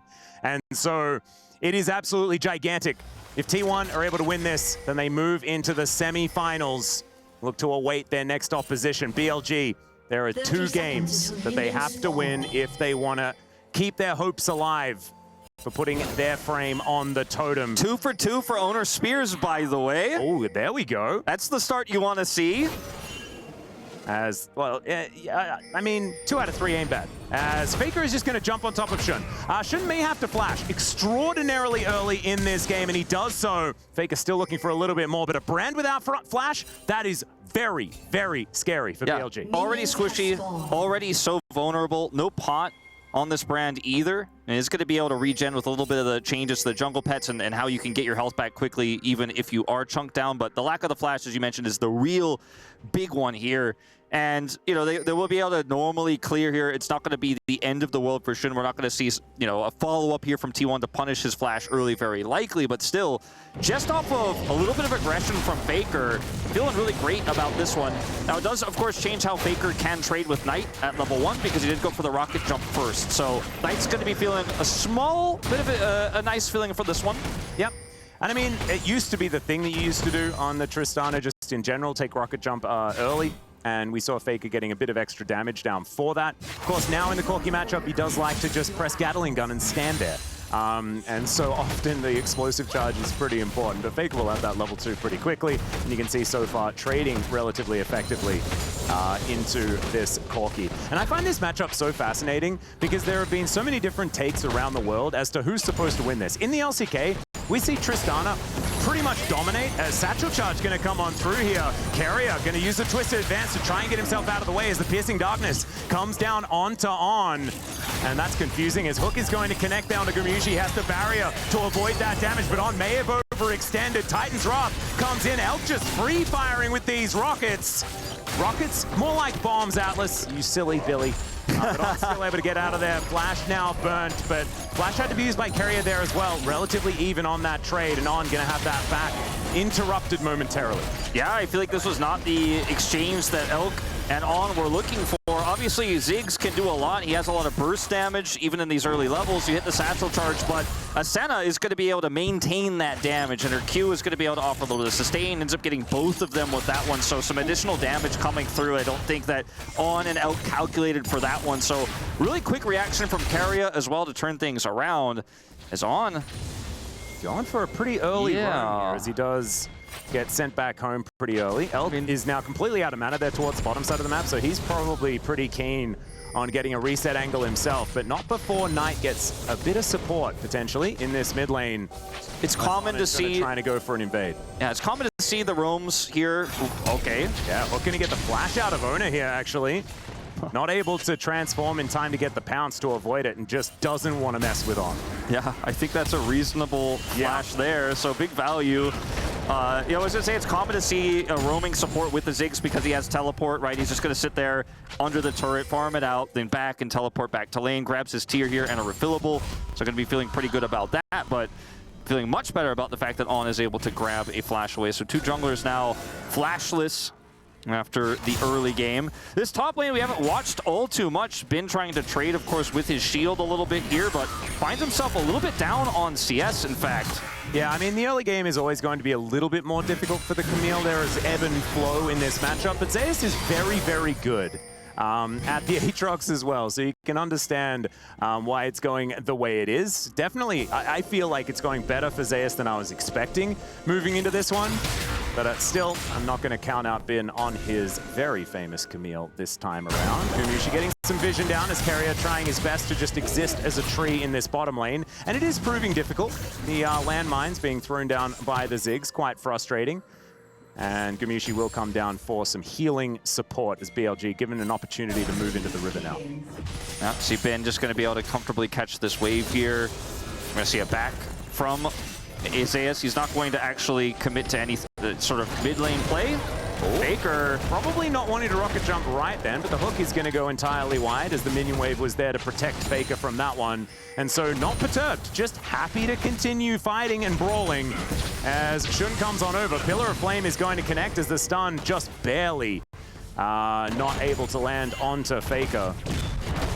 But Faker is playing with a lot of gusto, man. Like, this guy is not looking afraid of anything at all. No, he's certainly not. And, I mean, knowing the minion wave is there feels relatively safe against a potential on-gank. Zeus hitting the sweet spots here. Owner is here, he's seen. Bin is going to have to respect it. Yeah, you can see Zeus just trying to thin the wave here as much as possible as Owner is slinking around, as cats do like to do. Now I wanted to come over and catch any sort of rotation here for Shun, who is on vision as well. Spears flying through, not connecting, as that's a decent Infernal Chains connecting onto Bin there, who does get the shield back, doesn't get very much use out of it. That's such a valuable ward because it allows Zeus and Owner to communicate about the trading patterns here and say, look, keep trading with him. I'm closer. I know exactly where he is. I'm going to try to slow him down with a spear. He can't all in you because I have the fast track. And not only is that going to lead to a good trade in the top lane, but it's also going to allow T1 to take advantage on Grubs. Knight coming over now, but it's going to be tough to contest. Hex Flash will get on closer. Oh, Owner's even able to grab the third one there. Kind of huge, as I think that T1 utilized this the best. I feel like they prioritize Grubs so highly because the amount of souls that come out of that thing, and Gumishi going to be able to grab all of them. And so once again, T1 going to look to try and push ever further as Gumishi coming towards that top side. Then getting that ward down, but Zeus just holding him in place. Hextech Ultimatum is there, but it's not going to be all that useful in this moment.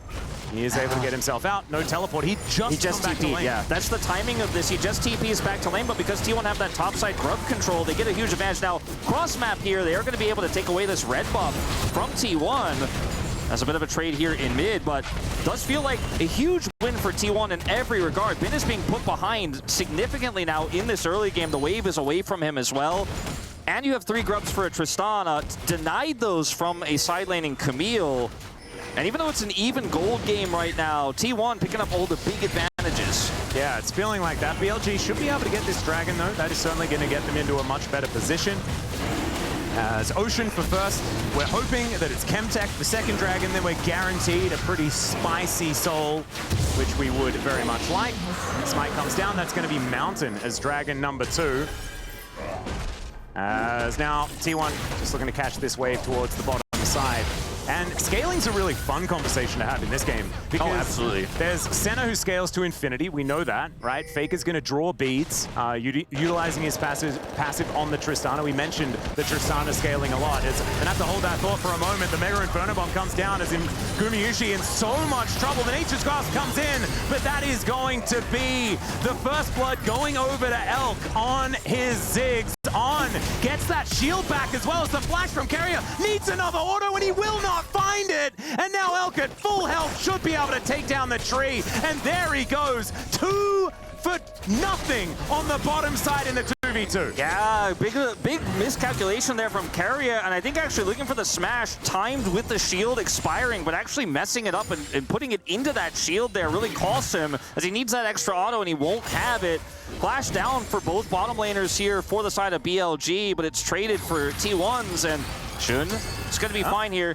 Traded for T1s, and they end up getting 2 kills for the Zig, so he is now massively accelerated in this early game. It was a little bit of a chess game between these two teams in terms of positioning, in terms of the trading we were seeing, but now it's getting a little bloodier, and BLG take a 1K gold lead off the play. Yeah, that is absolutely massive, and maybe that conversation about scaling is less and less relevant, as Zeus thought he was in a 1v1. He is absolutely not, as the World Ender comes in. Ona is here to try and help out. Let's see whether he can keep himself alive, but the answer is no. There is so much damage, especially coming out of this brand, and BLG will take their 3rd. They are starting to run away with it. Oh, they really are. Now a potential punish here. Yeah, Ona pounces over the wall, and it looks like we're going to have backs channeled. Not too much else gained here, as T1 were thinking about it, not actually able to make it happen. Bouncing bomb flies down, and Elk just going to be able to clear this wave out at his leisure. Yeah, now even with that kill going over, it went over to the brand, which is quite common, obviously, with how the champion works. Does steal a lot of those away. Doesn't go to the Camille. Still ends up being, despite Zeus' death, a significant advantage for him in the top side. He's still up 15 CS. He's actually going to be able to walk back to lane and not utilize his teleport, so that's an extra tool he has in his arsenal right now. So big win for BLG, but T1 not down and out just yet, able to get some small edges from this. And with 3 grubs to T1, we'll see how this next set of grubs shakedown goes, because this is where you can really deny Camille a lot of side lane power and make the Tristana a huge threat later on if T1 can secure these. As they spawn here, we're going to see a big group up. Elk does have teleport as well to potentially join this fight. Carrier can match, and BLG, with the prio they have right now, it looks like T1 not going to mess with this one. They're going to be happy to trade 3 for 3. Yeah, Shun is able to take these so incredibly quickly as well on the brand. Pillar of Flame doing some pretty mean damage at this point in time. So should be 3 for 3 once again as we move towards Herald coming up next here in this Baron Pit. Spear not going to be able to take one. I like the opportunistic play there from Ona to see whether he can possibly snipe something, but not able to do so. As once again, it feels like T1 had this explosive beginning to the game, and despite the fact that it didn't result in any kills, it was still them with a fair bit of control. And then BLG finding their answer back. This time around, though, it was a lot earlier. Yeah. Some first strike value coming over to Elk here in this lane. I really like that choice of rune. We didn't really talk about it too much. We've seen a lot of different runes on Ziggs depending on the matchup, but in the Senna one here where you're facing off against a Maokai that you can constantly harass when it is just you against the Maokai alone, it's going to generate a lot of income for this Ziggs that's already so far ahead. Well, might be getting taken down a peg or 2 here as he is looking to run away. Spear not going to connect. Nice sidestep there from Elk, but still the swipe damage is decent. As Owner is going to heal himself back up. As another ulti out of On as he moves towards this topside bin, can throw down the Hextech ultimatum. And now Zeus nowhere to go. Finds the sweet spot. It was decent. World Ender is doing a fair bit of work, but On still able to tank that turret shot, and he will be A-OK. Meanwhile, here on the bottom side, Shun is going to be punished. Owner almost taken down there. The brand passive is so dangerous, but he's still going to be able to take this Gromp down, and T1 still able to get that cross map off. Yeah, no ult here for Elk to impact the play further, so it is just going to be a little bit of a steal away on the jungle. Zeus unable to flash during that moment topside there with On. If he gets that flash off and gets away, maybe he could have traded one back. He played it so beautifully, but ultimately is still taken down with all that lockdown there, the Nautilus and the Camille. So Zeus now, the lead kind of withering a little bit, as you can see the damage is coming through. through. We'll watch this play here, bottom side. We missed the beginning of it. That's just Shun getting caught here by the end of Carrier's ultimate. The teleport comes through in response here from Elk, but nothing he could do on the play. Yep. Pretty cool that Carrier is also utilizing his ex-teammate Juhan's skin as well on the DRX Maokai. Very, very cool stuff. Do love to see it. Yep. At least I believe they were on DRX at similar. I'm not 100% sure about that. It might have been, unless... Wait, were they on Humble Life Esports at the same time? I don't... No, that was Johan. Yeah, you're thinking of Johan, Arthur. That was a different time, but we digress. It was definitely a very different time. And yes, we are indeed digressing. Old LCK casters, you know, sometimes we just gotta remember the old days. Old LCK casters that remember things wrongly sometimes. As Flash out of the way from the phosphorus bomb here from Faker, really respecting Knight's damage as he was trying to get some more plate gold. Turret is going to fall there on the bottom side, and of course Ziggs, he is always going to win those. And now he's so ahead. Looking for even more. So this inner turret is now under fire. Carrier dealing with the minions. No, there is one melee minion still left alive, and Bin is able to grab that kill, and they can keep pushing. Oh, absolutely. I mean, I feel like Carrier's ult was just coming back online. I don't know if it really would have saved him, but it might have been able to buy some additional time. But T1 are just going to trade it for topside here. But it is going to be 2 turrets for 1 BLG with a massive gold lead, an insanely fed Ziggs, a brand that's about to finish his jungle item, or rather his pet, already picked up the Leandries early, has been clearing like a madman. Yes, Uner has cleared more minions, has been able to clear more of the jungle. But in terms of the impact here, it's definitely been Shun who's been the bigger winner here. So BLG completely in the driver's seat. Now T1 will get beyond just that top turret, the Herald topside objective that comes with this. Yep, they will be able to take that one down as On just moving on in here. He's going to get pulled back, but Knight is there for the defense. Gumayusi is so squishy.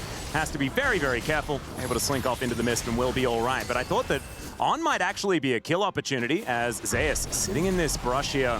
He's actually going to go back home and let On just get that vision in. They had no idea, I think, more than he could shoot. Where Shun was, so they were just a little bit too scared to actually commit to the play. That movement there from On is so deceptive. It's like, why would he be up here? This is so insanely risky. Doesn't he know we're backing right here? He's alone. He must not be alone. We're not going to do that. We just lost a flash, and they don't commit any further.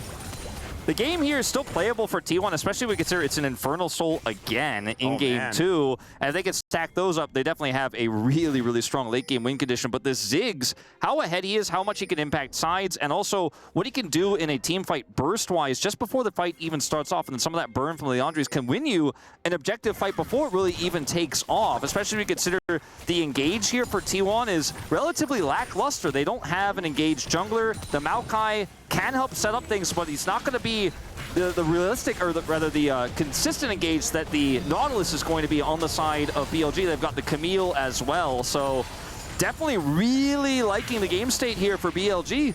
Yeah, me too. Able to just walk up and take that outer turret in the mid lane as well. The Ziggs doing that execution with Satchel Charge. And Faker spending a bit of time there towards the top lane will be able to push that towards the inner turret that BLG now has to attend to. But this is such a long lane that Zeus is in right now. They get a glimpse of vision as Hook is going to connect there onto the Nidalee, and she'll just explode. It's a gank squad from BLG. And now Zeus, he knows that it's his number up next. Shun going to be the one to throw that pillar of flame in. Will get knocked up as Worldender comes down. 1 versus 3 is going to turn into 1 versus 4 very quickly. And as soon as the stun comes in, that is it for Zeus. BLG, I mean, I think they got an inch earlier on, but they have definitely got a mile now. Yeah, this is a much bigger lead than the small lead they had in game 1. And unfortunately for T1, the path back into this game is so difficult. And the reason why that bottom side play transpired, excuse me, the way it did was because of the lack of vision there for T1. Zeus had an idea that obviously something was going to go on, but didn't know the angle and was cut off from his teammates, so couldn't really rejoin. And they just get collapsed on. As at least this back will commence here for Carrier. Picks up his Merc Treads, but man, Atlas, it's so difficult to even describe how much power in these objective fights BLG is going to have, as the engage is not onto the Aatrox, but onto Owner, who's trying to cut a shadow and give him the opportunity to bring this back. Zeus is at least able to get a flash out, but is not able to collapse onto a kill. Yeah, and Bramble Smash going to be decent disengage there as On does decide to go in. I mean, you look at going to be able to utilize that.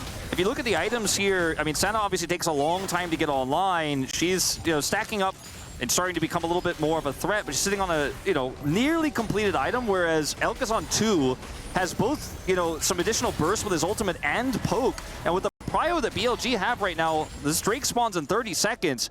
I just see no way T1 can contest this. Well, Carrion might also be in trouble here as the hook is going to land once again. Nature's Grasp comes down. They're going to look for the re-engages on, possibly overextended, and indeed will go down. T1 grabbing themselves a pick. That could be huge with the Dragon coming up. Yeah. The BLG are still very scary. Very big opportunity here for T1. They're going to try to drop this Herald to get some additional prio here, and it will take BLG some time to deal with that. Dragon hasn't spawned just yet. It's up in 5. They're just going to opt to try to defend this turret instead, get some additional time for On to respawn and rejoin. T1 don't have a big wave here, no way to take this turret out, so BLG will just weather the storm, regroup for that Dragon. So small victory here for T1 on the punish, but the objective still looks very much BLG's. Yep, it's also the shortest of the death time is on the side of BLG as well. So On back on the Rift very, very quickly. So like you were saying, that is going to be Soul Point being picked up for BLG. And T1 are just trying to get as much time as they can. I don't know whether it gets better by doing that. I think giving up this Dragon is something that they have to do, but they might have to give up the next one as well. And yes, they managed to beat BLG with an Infernal Drake in game number 1. I think the game state is going to dictate that it's going to be much more difficult to replicate here in game number 2. Yeah, and there's just not a lot of space for Faker to get value cross-map. He's sitting on 3 grubs, so that's a decent push with this Tristana, but the Ziggs is a really much larger threat in terms of turret destruction here. And when you look at how team fights can go, obviously if On overextends and he pushes too far forward, the re-engage is good from T1. You can punish that. It's not tank Nautilus, it's not the actual farming Nautilus like the Maokai is, much tankier. It's a bit of an error there of judgment by BLG, but there's just so many different ways to peel, for example, of T1 collapsing on somebody when Keria goes in, Faker trying to get that reset, because you've got a Camille, you've got the damage output of this Corki. So T1 really have to play passively, but like you said, it doesn't get better from here. You have to make some sort of proactive play, but the BLG's vision control in both games has been so phenomenal. It's just hard to find an angle. Yeah, it's just so hard to get towards a Ziggs composition, right? If the Ziggs is playing very well, these Hextech minefields, and with the backup of a Brand, I mean, you don't see that much of the Brand Ziggs combination. It works out very, very well as far as controlling space, not to mention putting a Hextech ultimatum on top of it where you just don't get to leave. It's only Elk's second time playing the champion this year as well. It's not like this is a big mainstay setup that he picks a lot of the time, but I think considering how this game is shaped out, it's been way more valuable than the Smolder they considered, which has been kind of an old classic scaling counter to the Senna. The Ziggs winning out this early is exactly what you want. Oh, Ona's able to pounce his way out as another Nature's Grasp comes on in. More defensively utilized here for T1 as there's 3 minutes on this next Dragon. Baron up and available here, but has only been around for about 45 seconds. That means that it's not exactly an easy task to take that one down, even though BLG do have that 3,500 gold buffer over T1 right now. Yeah, T1 trying to get some control over the Baron pit, but we're still only 21 minutes into this game. It's a Senna composition, and yeah, you've got Leandri's on the Nidalee, but you don't really have the opportunity to threaten a Baron, so BLG can just kind of come over. They have insane wave clear with the Ziggs, and the Brand as well can kind of help out here. Just say, well, you had vision control for just a moment. It's mine now again. And Bin is about to become a much larger side lane threat than what they've been dealing with thus far. Yeah. T1 just trying to find these small opportunities. Maybe On overextends. Maybe we can catch Elk if he's trying to look for a little bit too much poke damage. But it's just so methodical, so clean, the way BLG, both games, again, played around this same scenario, clearing waves, getting prio. As Elk throws down another Mega Inferno Bomb, that one's going to be entirely avoided there by T1. So on cooldown for a little while, but ability haste coming through here for Elk, so we'll have that one up relatively soon, and we'll definitely have it for power move fight around this Infernal Drake. Exactly right. I don't need my ult. You got to send a message. Yeah. You know? What a power play. And it would have been a lot of damage if it had landed there as well. So definitely good that T1 were able to sidestep it. Total gold, you can see Elk and Knight, both carries for BLG, really starting to rake it in. And a Ziggs that is accelerated is a very scary thought because he just does so much damage in such a wide AoE. I mean, you look at how far behind on the curve Faker is. It's really, you know, it starts to feel doomed here for T1. It starts to feel unwinnable. We're not at that game state just yet, but you know, Faker sitting on 2 items here, if given an opportunity, absolutely can pop off and get resets in a team fight, but the oppressive vision control is hard to circumvent. Now, T1 are just going to do the Hail Mary Baron because they got to pull BLG to them somehow because BLG is playing back and playing safe. Yeah. Bin does have TP. It does have TP, but he's just continuing to walk. They just trust that they'll be able to get them off this Baron without actually using the teleport. You can see now he's in the minion wave. He's on vision. T1 going to try and keep this leash as a flash forward from Carrier gets the flash out from Shun. Just trying to keep himself in there. Into the pit goes Zeus. Carrier goes down. There is the Baron secured. But can they actually keep themselves alive as Faker is just going to get thrown around like a ragdoll? There is the takedown onto Bin, though, who tries to get it. It's a double kill for Knight. Some redemption for the mid laner here as Zeus and Ona walking the wrong direction, trying to get themselves over these walls and into safety. They have the Baron, but how many will be able to keep it and tell the tale is the question. Looks like just Owner. Zeus, there's a few too many bad guys around him at this point in time, so Owner killed the Baron, and he's the only one that gets to keep it.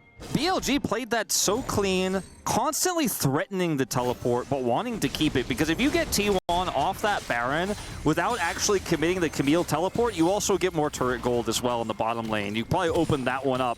T1, he kept hiding in the bottom lane, showing maybe I'm teleporting. You don't know, I could have a flank ward. T1 held firm though, they held strong. Carrier looks for the flash engage play to push BLG off of it, but it's a great ultimate there from Bin as well. Oh, another fight. The hook comes in from On. Hex Flash was utilized as everyone used their flash in that last fight. There is not a lot of summoner spells left available as the Hextech Minefield. They just can't walk through it. And T1 are going to give the Infernal Soul again. Mega Inferno Bomb not going to be avoided, but at least Gumayusi didn't stand in the middle of it. Still takes massive amounts of damage.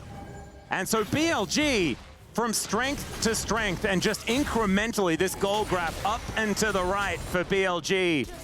Despite losing out on the Baron, it's only plus 700 right now on that power play, so not really feeling too powerful. No, I feel like there's a pretty good chance it's going to go into the negatives once this turret starts to fall. At least Zeus is trying to push the bottom lane. But Carrier's engage opportunity here is really thin. He's punished instantly. The ult from Guma does do a decent amount of damage, but look at Bin getting over the wall here onto Faker. You talked about the Buster Shot interaction, but the fight is completely split. Nothing T1 can do, using everything they had to try to take down the Baron. And it feels like it's BLG that has a Baron buff. They don't, but going to force Zeus to TP. Oh, that's a big TP flank here from Zeus. Let's see what they can actually do. Remember, they're fighting into an Infernal Soul. So, yes, it's a gold lead, but it's even more than that. With the Infernal Soul available, now Nature's Grasp coming in. Can they actually line them up, find some of these snares? There's the triple root from the mouth. Oh! Boom goes the dynamite. Down goes Knight as Faker rocket jumps his way to safety. Bin going to be eviscerated immediately as the Mega Inferno Bomb goes to Narnia, and that's not going to kill anyone. It's a spear connecting for the double. As Shun, he's still alive, and as it turns out, he's actually enough damage, kind of by himself. At least with Elk there as well, raining down these bouncing bombs. As T1, I think they won that fight, but it doesn't feel like a lot of control. It doesn't feel like a lot of control. Gold lead still 3,000. Faker? Oh yeah, still going to go for it here as Shun wants to be able to land the abilities, and he does so. Ona going to get slowed down as the minefield comes in, and that was weird, Wolf. That was definitely not it. Faker seeking an opportunity here, saying, look, I'm Tristana. I'm sitting on nearly 3 items. That's a Ziggs. He doesn't have the damage output to trade with me long term, but the burst is good enough. They have enough AP damage there to just wipe them both out. Pretty puzzling decision, as this is a great ult setup here for Carrier. The ultimate as well coming through from Guma, the Dawning Shadows, is going to be enough damage to make it look like maybe T1 have full control here. Faker bounces out, gets healed up by Owner, but you can see his reluctance to re-enter the fight because there's just so much damage there. He's like, if we could get a pick, if I could get resets here on my jump, maybe we find something there, but he backs out, takes his opportunity in mid lane and completely fails. Yeah, and Knight didn't get a whole lot done, of course. He popped pretty early in that fight, but you could see Elk and Shun really carrying those damage numbers. He picks up a death cap and is halfway to a void staff as well after those gifts in the mid lane. He's been big from start to finish. Well, hook shot comes through from Bin, but doesn't find Zeus with that one. Control ward going down as BLG look to suffocate T1 out of their jungle. And yeah, T1, they had that Hail Mary fight. They did find a few options. In like the isolated team fight, things looked good. The aftermath, not so great. And BLG retain all that control on the map here as Faker on that top side of the map, just trying to push out, getting towards his Infinity Edge one step at a time. But he still needs a BF sword and the recipe completion, as Gumayusi going to be pretty annoyed that that one landed. Looked kind of like he was out of it, but he was not, and takes about 1 trillion damage there from Elk. And it's just new cool hat. It's rinse and repeat here for BLG. I mean, T1 made some proactive plays. That top side attempted teleport flank from Zeus obviously really helped stem the bleeding, but then the mid debacle where Faker and Owner committed and ended up losing out and giving more gold to the Ziggs means that we just kind of go back to, I push mid, I push waves out, I got a Camille in the side lane, we're setting up for an Elder fight in 2 minutes as... All right, another Nature's Grasp comes in. They think that they found Knight. He is going to flash, as Zeus had pre-ulted here as well. 2 minutes until the Elder, but it's 44 seconds on the Baron. BLG full control of that top side, as we can see. It's going to cost Zeus more than an ultimate here for this flank attempt, as Camille is bearing down on this inner turret, and they're just going to wipe it out. Still 1 minute and 45 here. T1 put everything that they had into trying to make that play work. Another flank from Zeus, but that's all they've got. With the lack of engage we've been talking about, your best engage is going to be a flanking Aatrox, who now hits level 16. 90 seconds until Elder, but the poke is real, the wave clear is real, and BLG are just set up to walk to Elder, sit on that prio, and it's come at me, T1. I mean, look at this damage. Oh my God, yeah, the bouncing bombs are absolutely gigantic as Owner almost just going down. He does have the Primal Surge. He can get that health bar back up incrementally, but this is Baron control in a nutshell here for BLG, and I don't think that T1 even is allowed to approach the area. Teleport to come forward here as Knight cleared out that bottom lane. And this Baron, uncontested this time around, BLG will be able to take it. And then they can use the extra pushing power in order to get those lanes full of minions, moving towards T1's base, and then full control of that Elder. And I think taking the Elder and the Baron, getting Exodia, was never really something BLG thought were going to be on the cards until T1 kind of walked forward, looked for that attempt, and then you saw that damage come out. You saw Elk's ultimate, and with T1 getting that low, just off of a little bit of poke from the Ziggs, so like, okay, well, we get Baron, and now guaranteed, we already had Elder prio, but now we've got it even harder here. You've got Bin with teleport, Baron buff. T1, how do you even walk towards this Elder? I mean, it is looking pretty doomed. It's an 8,000 gold lead here, nearly 7.5K that T1 have to face. And BLG, they're just not going to drop the ball in this one. Yeah, it's looking like avoiding every bit of poke. That's going to be important. Carrier doing a decent job as now Zeus once again flank angle once again, and he's teleported in, utilize that cooldown in order to get this opportunity, and let's see whether it's going to work out. As BLG not really taking too many risks at this point in time. T1 with a lot of healing, actually. Piercing Darkness and Primal Surge together. And now Nature's Grasp is going to come on through. Zeus wanting to find those knockups, but the push away is just too strong. Carrier still getting into that backline, and so is Zeus, in fact. But Bin's going to turn up, and now Zeus is in trouble. Knight is able to take him down. Carrier delivering Bin into the backline. May not be exactly what he wanted, and somehow he finds the wall with that hook shot. This should just be the wipe, and BLG will even out the series as Faker is flashing to try and get out of the way, but the Anchor of Destiny from On will be able to pick him out of the air. That's the ace, and BLG will even out the series. Looks like we're going to that game 3 we all wanted, Atlas. Beautiful satchel charge from Elk, and Bin, that team fight was almost perfect. They don't even have to take the Elder to take this one. BLG striking back in a much cleaner, more one-sided game than our first.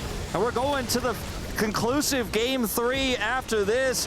What a way to start off the first Esports World Cup presenting League of Legends, Atlas.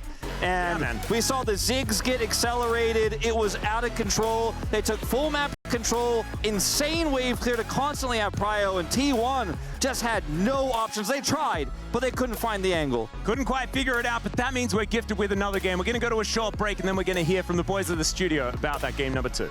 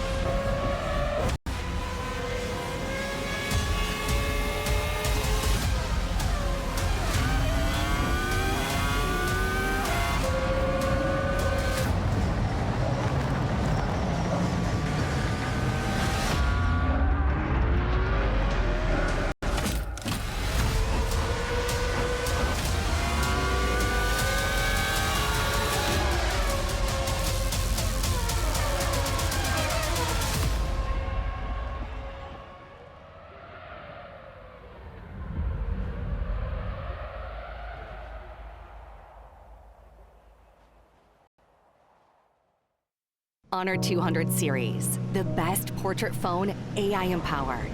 Studio level, AI portrait camera, 3 hardcore portrait modes. Color, vibrant and classic to capture portraits that truly stand out. AI empowered magic portal. Snapdragon 8S Gen 3 AI chipset. 5,200 milliampere per hours silicon carbon battery, 100 watt, Honor Supercharge. This is Honor 200 series.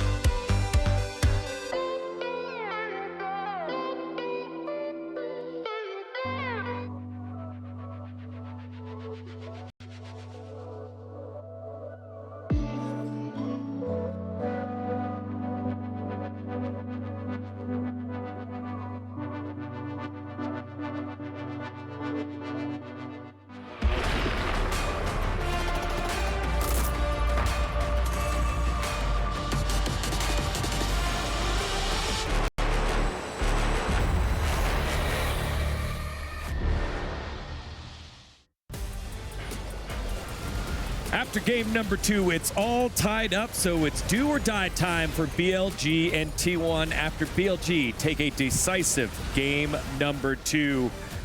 Big plays from many of the players that we were asking to step up on BLG, giving T1 no options, no answer, except to look forward to game number 3 to keep their hopes alive for victory. Faker not able to make any plays on this one as BLG march their way to victory here in the second match. A great matchup here between two Titans. Welcome back to the area. It's Degon alongside Oxen Valdez. And y'all, third game is going to be our decisive one here, Ox. Yeah, and it was a hype run. You know, we saw the red side coming out pretty clutch for the side of BLG. Bin bringing out the Camille, which is something that, you know, over the past year or two hasn't been that much ingrained in the meta, but worked really well for them to set up some of those plays. Yeah, the draft was definitely pretty interesting. We saw the Brand and the Ziggs coming out both, and we thought maybe it was going to be too much AP, but certainly it did feel like that the counter pick with the Camille coming out last felt pretty good for the side of BLG. Won't be surprised if T1 move over to red for game 3. Yeah, here it is, the draft on your screen here. One of the big things, though, like the play of Jun, like given the fact that he played so poorly on the Zyra in game 1, bounced back in game 2. And, you know, I love compositions like these into things like Senna, Tristan, and Idli. They all can be quite long range, quite hard to pin down, but you have Nautilus and Camille with the great equalizers. You press R, they ain't moving. There's no way you get away. And then you have the likes of a Ziggs. You can throw the ult on top. And it just meant they constantly had this pick potential, and they were the ones setting the pace of the game. Yeah, and it's so hard to itemize against this as well, especially when the Ziggs get so fed and Shun's having a good game as well. It's like so much AP damage. You need MR, but then you've got the Corki, you've got Bin popping off. It just becomes too much to handle. And on the opposite side for T1, we've always talked about the Nidalee card here in the LCK. And generally, Canyon can play it whenever he wants. If you're not Canyon, it's always a little dicey, and this time, you know, there were times where Owner was able to land spears, get damage down, but not necessarily able to get the damage to get the kills. Yeah, it kind of feels like Nidalee's definitely a pick where, you know, you have to be playing at a high level to make it work. But speaking of playing at a high level, Elkanon in this bot lane 2v2, they shouldn't be winning this. You know, this is a misplay from T1, but also just them finding a great angle. And here, Carrier thinks he's able to find the trade kill. The shield cooldown comes up, the disengage is there, and they end up getting a 2-for-0. And Elkanon have been such a good bot lane on this BLG roster. And I love seeing this matchup because Guma Carrier typically strong in the 2v2 as well, but they got outplayed. Yeah, I mean, the Ziggs getting that much farm and kills this early on was just way too much. And we saw immediately On's on the map. They're making plays. They're going top. Zays gets shut down. Bin's getting fed. And Owner, you know, he's trying to put out fires all over the map, but the fire was in the hands of the brand and in the side of BLG, and there wasn't really much that he could do individually. Yeah, and obviously having a Senna, having a Maokai as well, you know they're going to scale up well. The Maokai with farms is going to be super tanky. The Senna is going to get all those souls later. But if you're losing that hard early to a Ziggs, it means the Ziggs is setting the pace of the game, and it's just going to take way too long before Senna's online. Yeah, and so once you're on the back foot, then you got to make some tough decisions, sometimes some bad trades. That's what we see here in our second highlight. It was a tower race on the top side of the map. T1 still working on the outer. Here on the bottom side, BLG getting the inner tower and Carrier. Yeah, this is the power of Ziggs. You're so good at taking towers that any race in this situation, you're winning so much. You know, they took the first tower, T1 still finishing off, and the fact that you can take a second as well just shows how quick Ziggs can demolish these towers. And they even brought Bin down with the TP to fully commit to the trade. Yeah, and then eventually we see, you know, Bin, he's sitting in bot lane, he's putting on a lot of pressure, and it actually becomes a big part of how BLG eventually win throughout the mid-game Baron fights and the later stages of the game as well. It just felt like a little bit of desperation from the side of T1, just trying to get what little they could get with that top outer turret. Speaking of Baron fights, that's our next one on the top side of the map. T1 call for Baron. They know they're falling behind, and Bin's been in this position before. He patiently waits before TPing. And the thing is, you really cannot Baron well against a Brand and a Ziggs, and T1 clearly just wanted to bait the TP to eliminate that side lane pressure, but it gets so low in health, they have to commit, and that's when B comes in, when T1 are already all in. Yes, they secure the Baron, but the ensuing fight ends up going in favor to BLG. They have the cleanup potential, the health bar's already low, and honestly, I think the decision from T1 made sense, but BLG were just so patient and just didn't crack under the pressure. Yeah, it was actually perfectly played from BLG. I mean, you really have to give them a lot of credit. T1's play was a little bit too obvious, perhaps a little bit of desperation in this position. They were all already pretty far behind, and then eventually, you know, even staggering the death on Zeus just leaves Owner the only guy with Baron up. Right, which made it so difficult for T1 because the Dragon timer for the Dragon Soul just spawned. T1 tried to look for a fight there, weren't able to find it, but we're able to find a fight in our fourth highlight around Baron. You're thinking, okay, it's going to be very, very tough for them to find anything, but as BLG try to take the top inner turret, T1 with a huge flank. Yeah, and this is the point where T1 know they're behind, and they start trying to get creative in ways they can approach the team fight. And this is a great idea. You know that there's this super strong Ziggs in the backline of the Brand as well, so they're finding these flank angles, and initially it looks great. The root connects onto the Corki, immediately Knight gets one shot, but the problem is they're in this choke against this fed Ziggs with Infernal Soul, and they're trying to go in and out to get these kills, but look at the damage in return. They're just getting decimated. Yeah, it just shows that even with T1 having pretty much the perfect setup, you get a root on 3 people, the perfect Aatrox flank. It just doesn't matter because against Infernal Soul and a Ziggs that eventually ends up safe, he's not one of the guys that's rooted. He's totally safe, way in the back, towards the Baron, just dropping in bombs and nobody can get to him, and it just doesn't matter. That's right. And then in our final fight, we saw that Elder Dragon was on the cards, and there really was no way in for T1 given how tanky the team was and how ahead BLG were. As we take a look at it one more time, you saw it in the highlight as we came in from the break, and it's just so difficult, and this is exactly why Herox. Yeah, and once again, a creative flank, but you see here on blocks the Maokai ult from hitting any key targets. This stasis comes out there from Shun to avoid the return damage, and then immediately, as soon as the flank is failed, look at all this damage coming through. Bin finds a great angle to nearly take out Guma, finishes him off there, and even though he does go down in the end, it's just clean sailing from there. Yeah, I think the target acquisition is just insane. You have the Nautilus, you have the Camilla you were talking about. If anybody begins to try to run away on the side of 2-1, you've got Bin coming over the top, On's flashing on top of you, and eventually, you know, you've got so much damage to just put the layer on top, the cherry on top of the sundae, and it was just way too much for them to deal with. So really big credit to the side of BLG for this game. Yeah, that's the story of game number 2, given the fact that, you know, through highlights here. And now it's time to turn our focus to the do or die match, game number 3. Ox, you brought up a great point while we're watching this game. Both these teams were struggling in their domestic league, but the compositions that have won have a pretty clear similarity. Yeah, I feel like this one more than the previous games, but both comps, the way they were piloted was very much around finding picks. You know, game 1, we saw Shun constantly picked on the Zyra, and this one, the setup was there from the Nautilus and the Camille, so you had the follow-up from the Ziggs, and it was basically see champion, kill champion. And given that both these teams have come off the back of some domestic struggles, I think it makes sense that we're seeing the easy-to-execute game plan working well, and in game 3, that might be the strategy that leads a team to victory. Valdez, who wins? Oh, that's really tough. I mean, You got a hard one. I was talking with Ox actually right before we went live. I think T1's going to take it. They get red side, and I think that counter pick is going to really help them out. I think they've seen, you know, what happened in game number 2. They'll be able to adjust and adapt, and I feel like BLG still won't have a great answer for what they threw in there for game number 1. All right, well, let's find out. Game number 3, just a bit.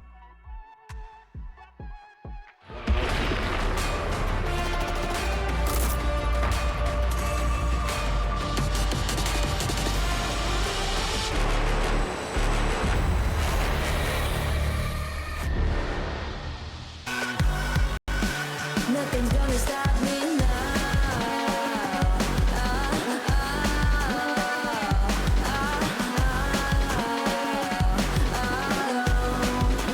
Nothing's gonna stop me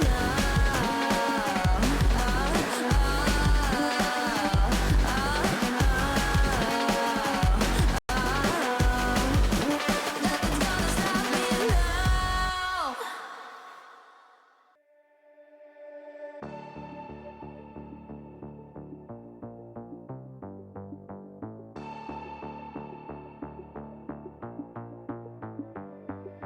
Why, one by one, you always come back like a curse? Lurking in the dark, your soul is blind. You lie, time and time again, and I am not your fool. Not this time, 'cause I'm the wiser of us two. I'm the one of light, the antithesis of you.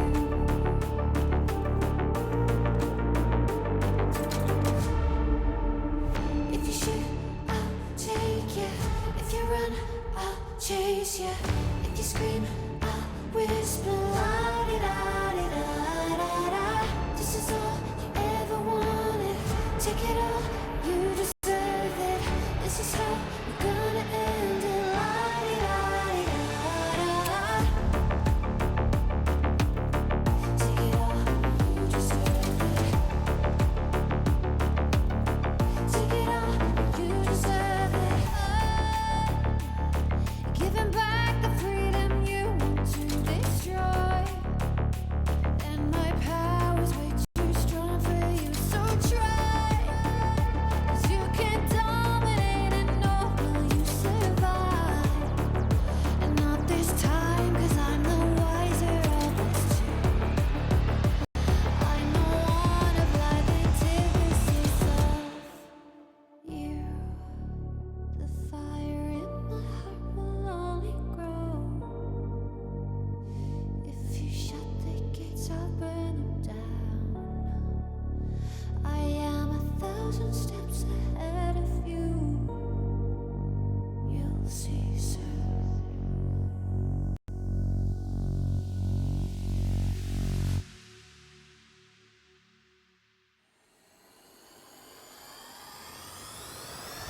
If you shoot, I'll take it. If you run, I'll chase you. If you scream, I'll whisper. La-di-da-di-da-da-da. This is all you ever wanted. Take it all, you deserve it. This is how we're gonna end it. La-di-da-di-da-da-da. If you shoot, I'll take it. I'll chase you. If you scream, I'll whisper.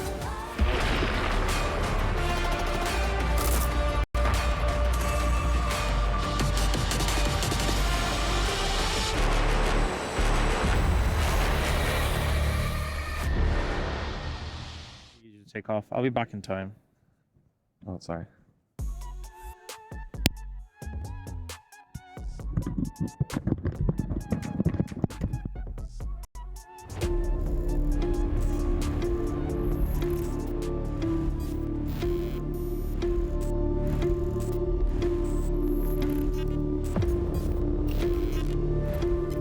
Yes, hello, hello. Can you hear me? Can you hear me? Welcome back, ladies and gentlemen. We're ready to dive into game number 3, the deciding match between T1 and BLG. One of these teams will have their keys shattered after this game. One of these teams will advance. 2 of our big tournament final, or favorites. Yes, not finalists, not quite yet. We're a bit ahead of ourselves on that one, but this final draft, I think, is going to be so pivotal because both games 1 and 2, I think, were defined in a large part by the draft. And T1 in game 2 at a draft that felt so rickety when it played out on the Rift when they fell behind that it was just impossible to take any objective. They gave up another Infernal Soul. They just couldn't contest for Elder, couldn't contest for Baron. And what BLG has been able to do with wave control, with Prio, their vision control game has been phenomenal. The T1 need to find an angle here. Ox was talking about simplicity and ease of execution. I think T1 is definitely a team that can execute on more complex compositions like the one they played game 1. But I think that we're going to have to see them go to red side here. I want to see them stick to a game plan that suits their play style. I'm kind of with you. You and I have been talking about it. The Nidalee pick's not one I'm really feeling too great about here for T1. I'd rather see something that allows Owner to have a little bit more oomph, a little bit more engaged, a little bit more playmaking. Yeah, I mean, I live perpetually with Chronicler's voice in my head saying you need setup to play Nidalee. And there's only one player that we trust to be able to do that. He's at this tournament, but he's not on this team. And Owner, he has been able to do it in the past, but I think that you need to have an extremely explosive early game, and into BLG, I just find their ability to restabilize a game is just too strong. And so I think that you need more than just having sort of that Nidalee that can sort of control how the tempo is played in the very early stages of the game. So now, like we already said, with counterpick available on the red side, T1 are going to be in a better position to protect themselves from Bin's Camille and possibly getting surprised by the Ziggs coming in and really ruining their day. So we'll just have to see how this draft is going to play out. I expect it to look very different from games number 1 and 2. I don't think that we're going to see Triple AD carry again. And even if we do, I don't see BLG fighting it the same way that they did in game number 1. I think they're going to have renewed vigor moving into this game number 3 to try and keep themselves alive here in the tournament. Remember, prize money doubles every time you get to a new stage. It is absolutely massive getting from the quarterfinals to the semis. And you got to keep your key alive. You can see right here on your screen, T1's key. They don't want to put that into a hydraulic press straight away. No. That's too early, Wolf. It's way too early. Remember, these teams traveled as we did, all the way from Korea, all the way from China, all the way to Riyadh. 2 of our big favorites, right? We have, I think, 4 major favorites in this tournament. 2 LPL seeds, 2 LCK seeds. Genji, the main favorites, they'll be playing tomorrow, of course. But these are 2 powerhouse teams. And when we saw the bracket, we knew one of these teams is going home after just one best of 3. All the prep you put into this tournament, all that you've done to try to prepare for this patch, getting ready, living up to the first Esports World Cup. You want to be the ones lifting the trophy at the end, not the first key to be crushed. And whoever loses this 3rd and final game is getting back on a plane and going home empty-handed. Yeah. And it's wild, you know, to think about that when you think about how League of Legends tournaments have been run historically. But I think it raises the stakes to an insane degree here. There's so much pressure on these players, and both these teams play in their domestic leagues with, you know, a round-robin system LPL historically was. Now they've got the group stage, but you play against a lot of teams. You play a ton of best of 3s. You don't have this sort of finality ever this early in a tournament, but both these teams are faced with it now. T1 having side selection is going to be pivotal. I think there's no doubt in both of our minds. They're going to go to red side. They're going to look for that R5 counter pick. Last time flexing Zeus onto the Zeri. Ends up working out pretty well for them. See what their bans are going to be. I think the Zyra, in particular, probably a ban you can skip going into this 3rd game because Jun didn't look that great on it. Yeah. We are having a few issues getting into the game. We will have draft for you very, very soon. That sense of anticipation. I feel like the PCs, they've felt it, and they want to give us a little bit more time to really try and understand exactly what's going to go down in this next draft. Because we've already seen that the amount of curveballs that T1 want to throw are quite large. But the thing that I'm frightened about is the vibe of the series so far, and that is BLG being the team that is in the most control. That's what it feels like to me. Both games, you know, Yeah. that's why I said it after game one, even though T1 won, it felt like BLG played the more impressive game. At the end of the day, T1 made the clutch plays, they found the picks, they were able to punish Shun and destroy the Nexus in the end, but it was an uphill battle, even with a massive gold lead. And then in game two, momentum completely shifts, the rest of it all to BLG, a crushing defeat for T1 in that second game. And so I'm with you. I think right now BLG feeling great. You can even see it on the players' faces. You look over at the T1 side, looking pretty stressed out. Okay, well, maybe it's a bad time to mention it because until this moment, BLG, all smiles, Knight was laughing. But the tension is real here as we do have that technical issue being resolved as soon as possible for you guys. But I gotta say, I mean, even this pause raises the stakes even further. And you know, when you think about T1, when you think about T1 at international events, they normally go through an earlier group stage against some weaker teams. You know, they don't normally go straight into the big hitters at the beginning. They ramp up, they learn the meta, they master the meta, they improve on it, they iterate. But that's not this kind of tournament. You've got to be at your best on day one, on that first best of three. And while we did see the cool Zeri read, otherwise, you know, it has looked like BLG's the better team so far. So T1 have a lot to prove in this final game.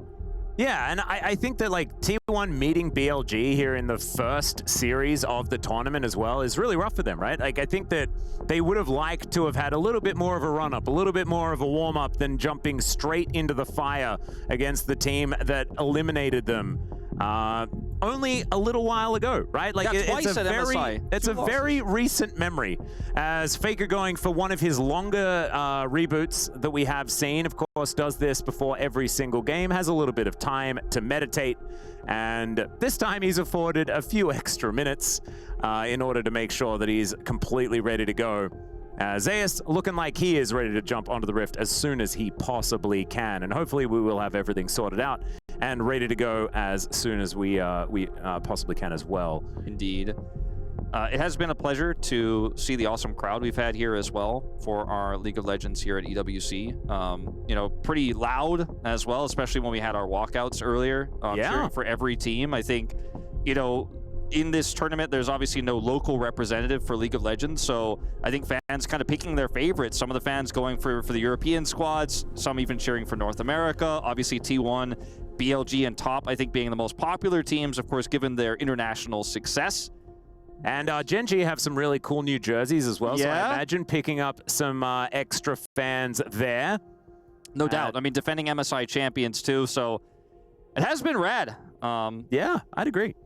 And we do have everyone now sitting in their chairs on the BLG side. I think that is a really good start moving into this one. As Gumayusi just looking a little bit bored here. He's just like, he looks a bit sad. He's like, oh, but like, I want to play the video games. Well, anyone who's traveled, he's feeling better now. There we go. Anyone who's traveled internationally on a long trip like this and had a ton to do. You know, we travel for work, you get someplace, as it looks like we might be starting. I heard a little whistle, but yeah. Going back to the point, you travel internationally, you go straight to media day, you're filming a lot of content, you know, you're prepping the patch, you're jumping straight into as many scrims as you can get done, and it all leads to this one moment. You've got a whole tournament bracket ahead of you, but you've got to win the first game. You've got to take that first step, and when you lose a game like that, so crushing in game two, and you're trying to get your mindset back straight, it can be quite challenging, actually, to screw your head back on straight and say, we've got to jump into game three, we've got to play our best game of League of Legends here. It was a little experimental in game one, game two, a complete flop. And I'm not saying T1's out, but BLG definitely have all the momentum right now. Yep. Just to confirm, guys, we have a couple of minutes and then we will be diving straight into this game number 3. Just making sure that we can get everything sorted out to make it as clean as possible. So thank you very much for bearing with us, and thank you to the players as well. You can see panning over, patiently waiting to dive onto the Rift here, but it should be very, very soon, and we can get this one underway. Carrier, waiting. And I think that one of the things that I recognize from a lot of T1 fans and what they say about what they want to see from this team is Gumayusi not playing center. So I hope that that is something that we're going to see rectified as well during this game number 3. I personally think he's a great center player. I think unlocking carrier is a fantastic way to approach the game for T1. But I know there's a lot of Gumayusi fans, and we've seen him pop off so many times on so many other picks that it could be cool to see him lock down something else instead. Yeah, it wasn't for me the center Senna pick in isolation that was the problem, but the fact that they opted into Aatrox knowing that Bin's Camille was up, and that's going to be a matchup he loves to play. The fact that Ziggs was open as well, they left that one. They gave too many opportunities in draft to BLG to have the ability to then outplay this draft, outdraft it, and have a powerful early game. And there were obviously some big errors of judgment for T1 in the early game that allowed this Ziggs to get so big so early and then take over the game. But I do agree that I think Senna is not a crutch T1 can lean on as heavily as they have in the past. You know, the Ornn used to be, okay, Carry is one of the only players playing it. That's really cool. That seems really strong. Now it's super calm. It's super easy to ban them out. They were super prepared because they're also a Senna team. They took the Nautilus away instantly. You know, in the LCK, you often get away with these picks because your opponent's team, some of the weaker teams in LCK, don't want to play the Nautilus into it, or they have something else prepared and T1 just gets away with it. You don't get away with this against Gen G domestically. You're not going to get away with it against BLG. So I would like to see a bit of a different look. Maybe even ban the Senna yourself like you did in Game 1. Yeah, and I personally just can't wait to see what this hydraulic press destruction of one of these keys is going to be. Sounds very violent, and I'm very much looking forward to it. Of course, it is what's at stake here, right? You carry your key onto the Rift every single time that you play, and you want to be able to insert the Senna into the trophy at the very end with some of the destroyed keys of your fallen foes as well. Yeah, so me, incredibly cool. I mean, there's been a lot of discussion about whose keys you take if you win the tournament, and for me it would be every team I beat along the way. I would assume so, yeah. That's for me who I would definitely take, but I think for some of these other teams, you know, they might want to get some trophies of some other squads that maybe help them prepare for the tournament, for example. You get to hold on to if you're scrimming with G2, is that like a shout out or something like that? Yeah, you know, you could say that I chose G2's key because they helped us scrim and prepare, and yeah, they got knocked out in semis, but I want to keep their key as a memento because they helped us win this tournament. You know, something like that, because they're on the opposite side of the bracket. There's a lot of different things you can do. But yeah, I do think the key, it holds some weight to it, right? When you see it on the stage, you know, we've showcased what it looks like when you put it into the totem. You know, you're going to be immortalized for future World Cups to come. And you can see that trophy in the middle of the stage there as well. It's what all of these players are playing for. And one of them going to be able to make it complete here at EWC presenting League of Legends.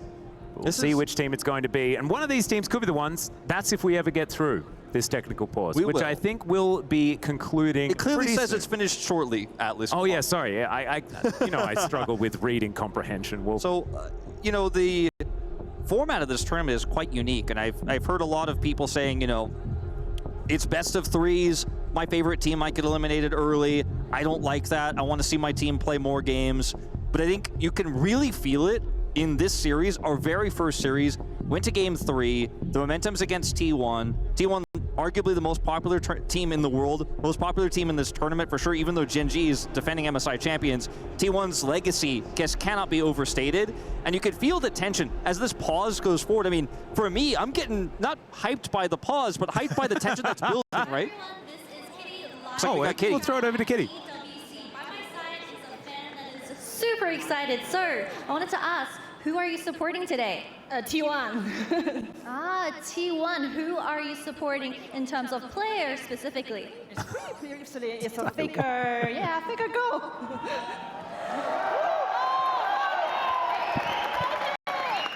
We are currently sitting at 1-1 in this best of 3.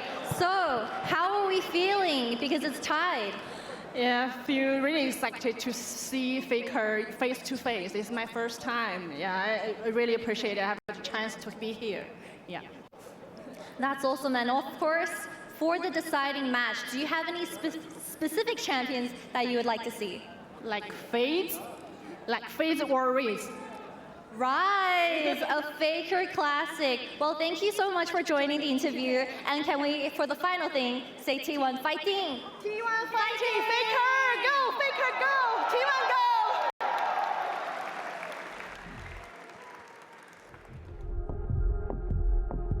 Thank you so much, Kitty. That was very, very cute. I like that she asked who she was supporting, even though there was Faker right there, written on the sign. That's a good interview technique, though. Exactly. It actually is. You know, you gotta say, you gotta lead into the question, And let's be real. And also the sign was facing away from Kitty, right? She didn't know, but it was a clue given to us as the viewer, and I loved it. I think if you asked almost any fan, if you picked a fan at random out of the jar of marble of all the fans in all League of Legends, and you asked them the same question, I think odds are they'd say the same thing. But it's awesome to see people traveling here to Riyadh as well to support these teams. I've seen, walking through the Cube Arena here, so many fans that have actually traveled to Riyadh to actually watch these teams play, and not just T1. I've seen some Fnatic fans, BLG fans are here, and the stakes are high. The tournament is so cool in terms of what we're going to see. I mean, it's a mini repeat of our last international event here.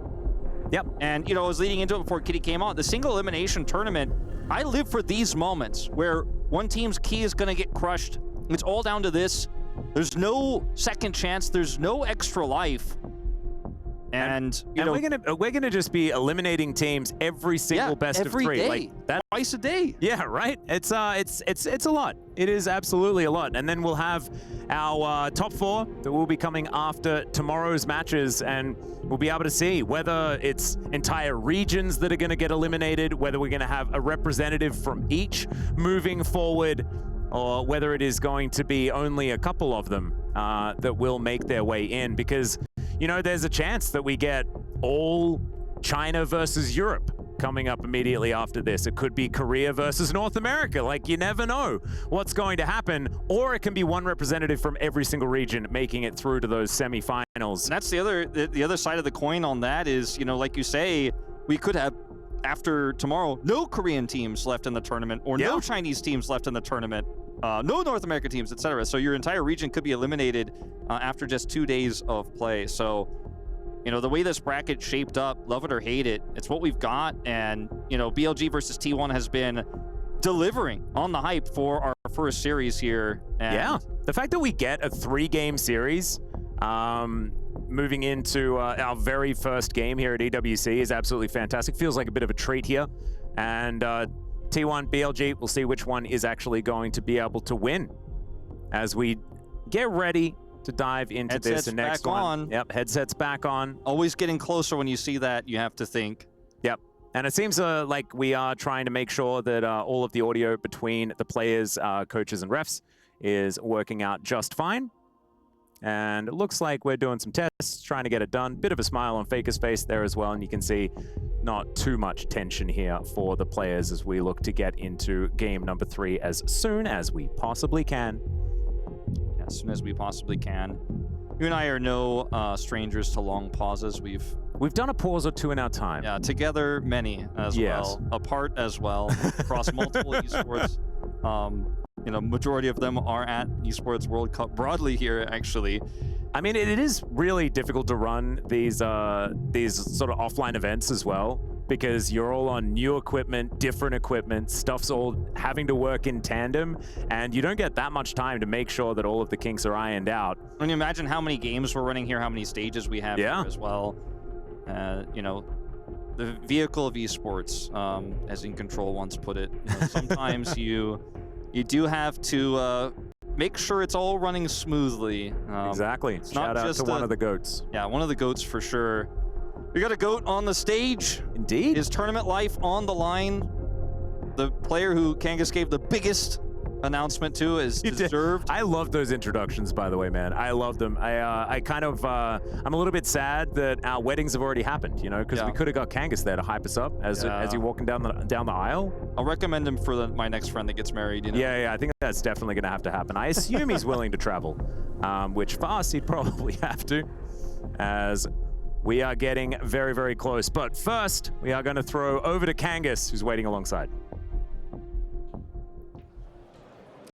Thank you very much for that one, Atlas. We have a little bit of time while we sort out the technical delay, so I figured let's hear from the audience a little bit, because this has been a fantastic audience so far at the Qiddiya Arena.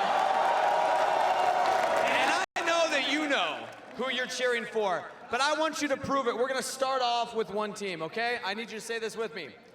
BLG Jayo!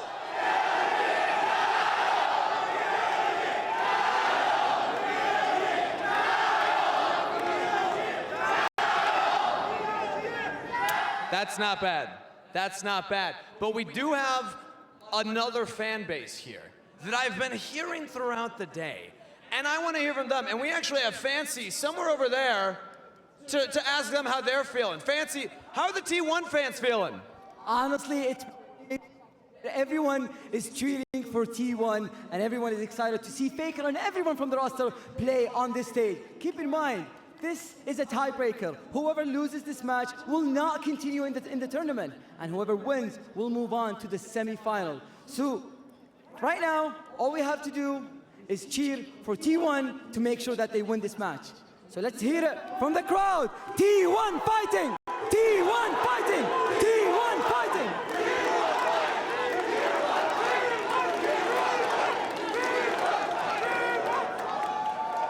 Not bad. That was good. Not bad.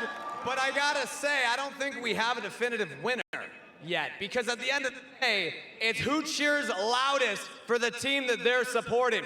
So we're gonna do a battle chant, okay? We're gonna start with BLG, and then I wanna hear T1 fighting as a response, okay? It's gonna sound like this. BLG Jayo, T1 fighting.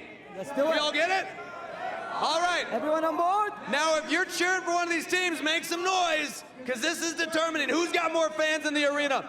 BLG Jayo! T1 fighting! BLG Jayo! T1 fighting! T1 fighting!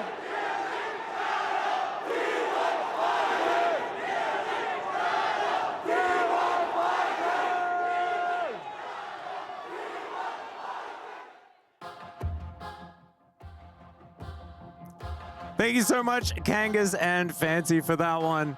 I don't necessarily know whether we got a definitive winner at the end there. I guess we don't know who's going to win the series either, do we? Yeah, I think maybe what we're going to have to do is play a best of one between BLG and T1 to decide. It was going to be based on fan reaction. We were just going to play one game of each and then the fans decide. But instead, we're going to play a third game here to determine who the winner is going to be. Whose key will remain alive and whose will be getting crushed and who will be staying in the tournament. So we've got the draft. Here we are. We're in. We're doing it. It is game number 3 time as once again, same bands to come through apart from that Sejuani. Yeah. She's going to be taken away instead on the side of BLG.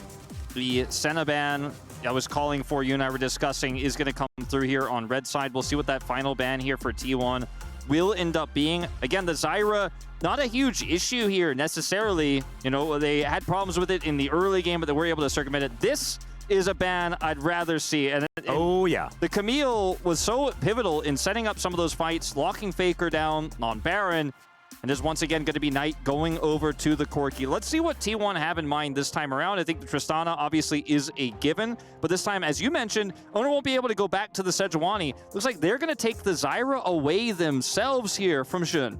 Yeah, that's actually a big one. Owner hasn't really been much on the Zyra hype train, but it has certainly been picking up steam in the LCK, so obviously has been putting a fair bit of time into it.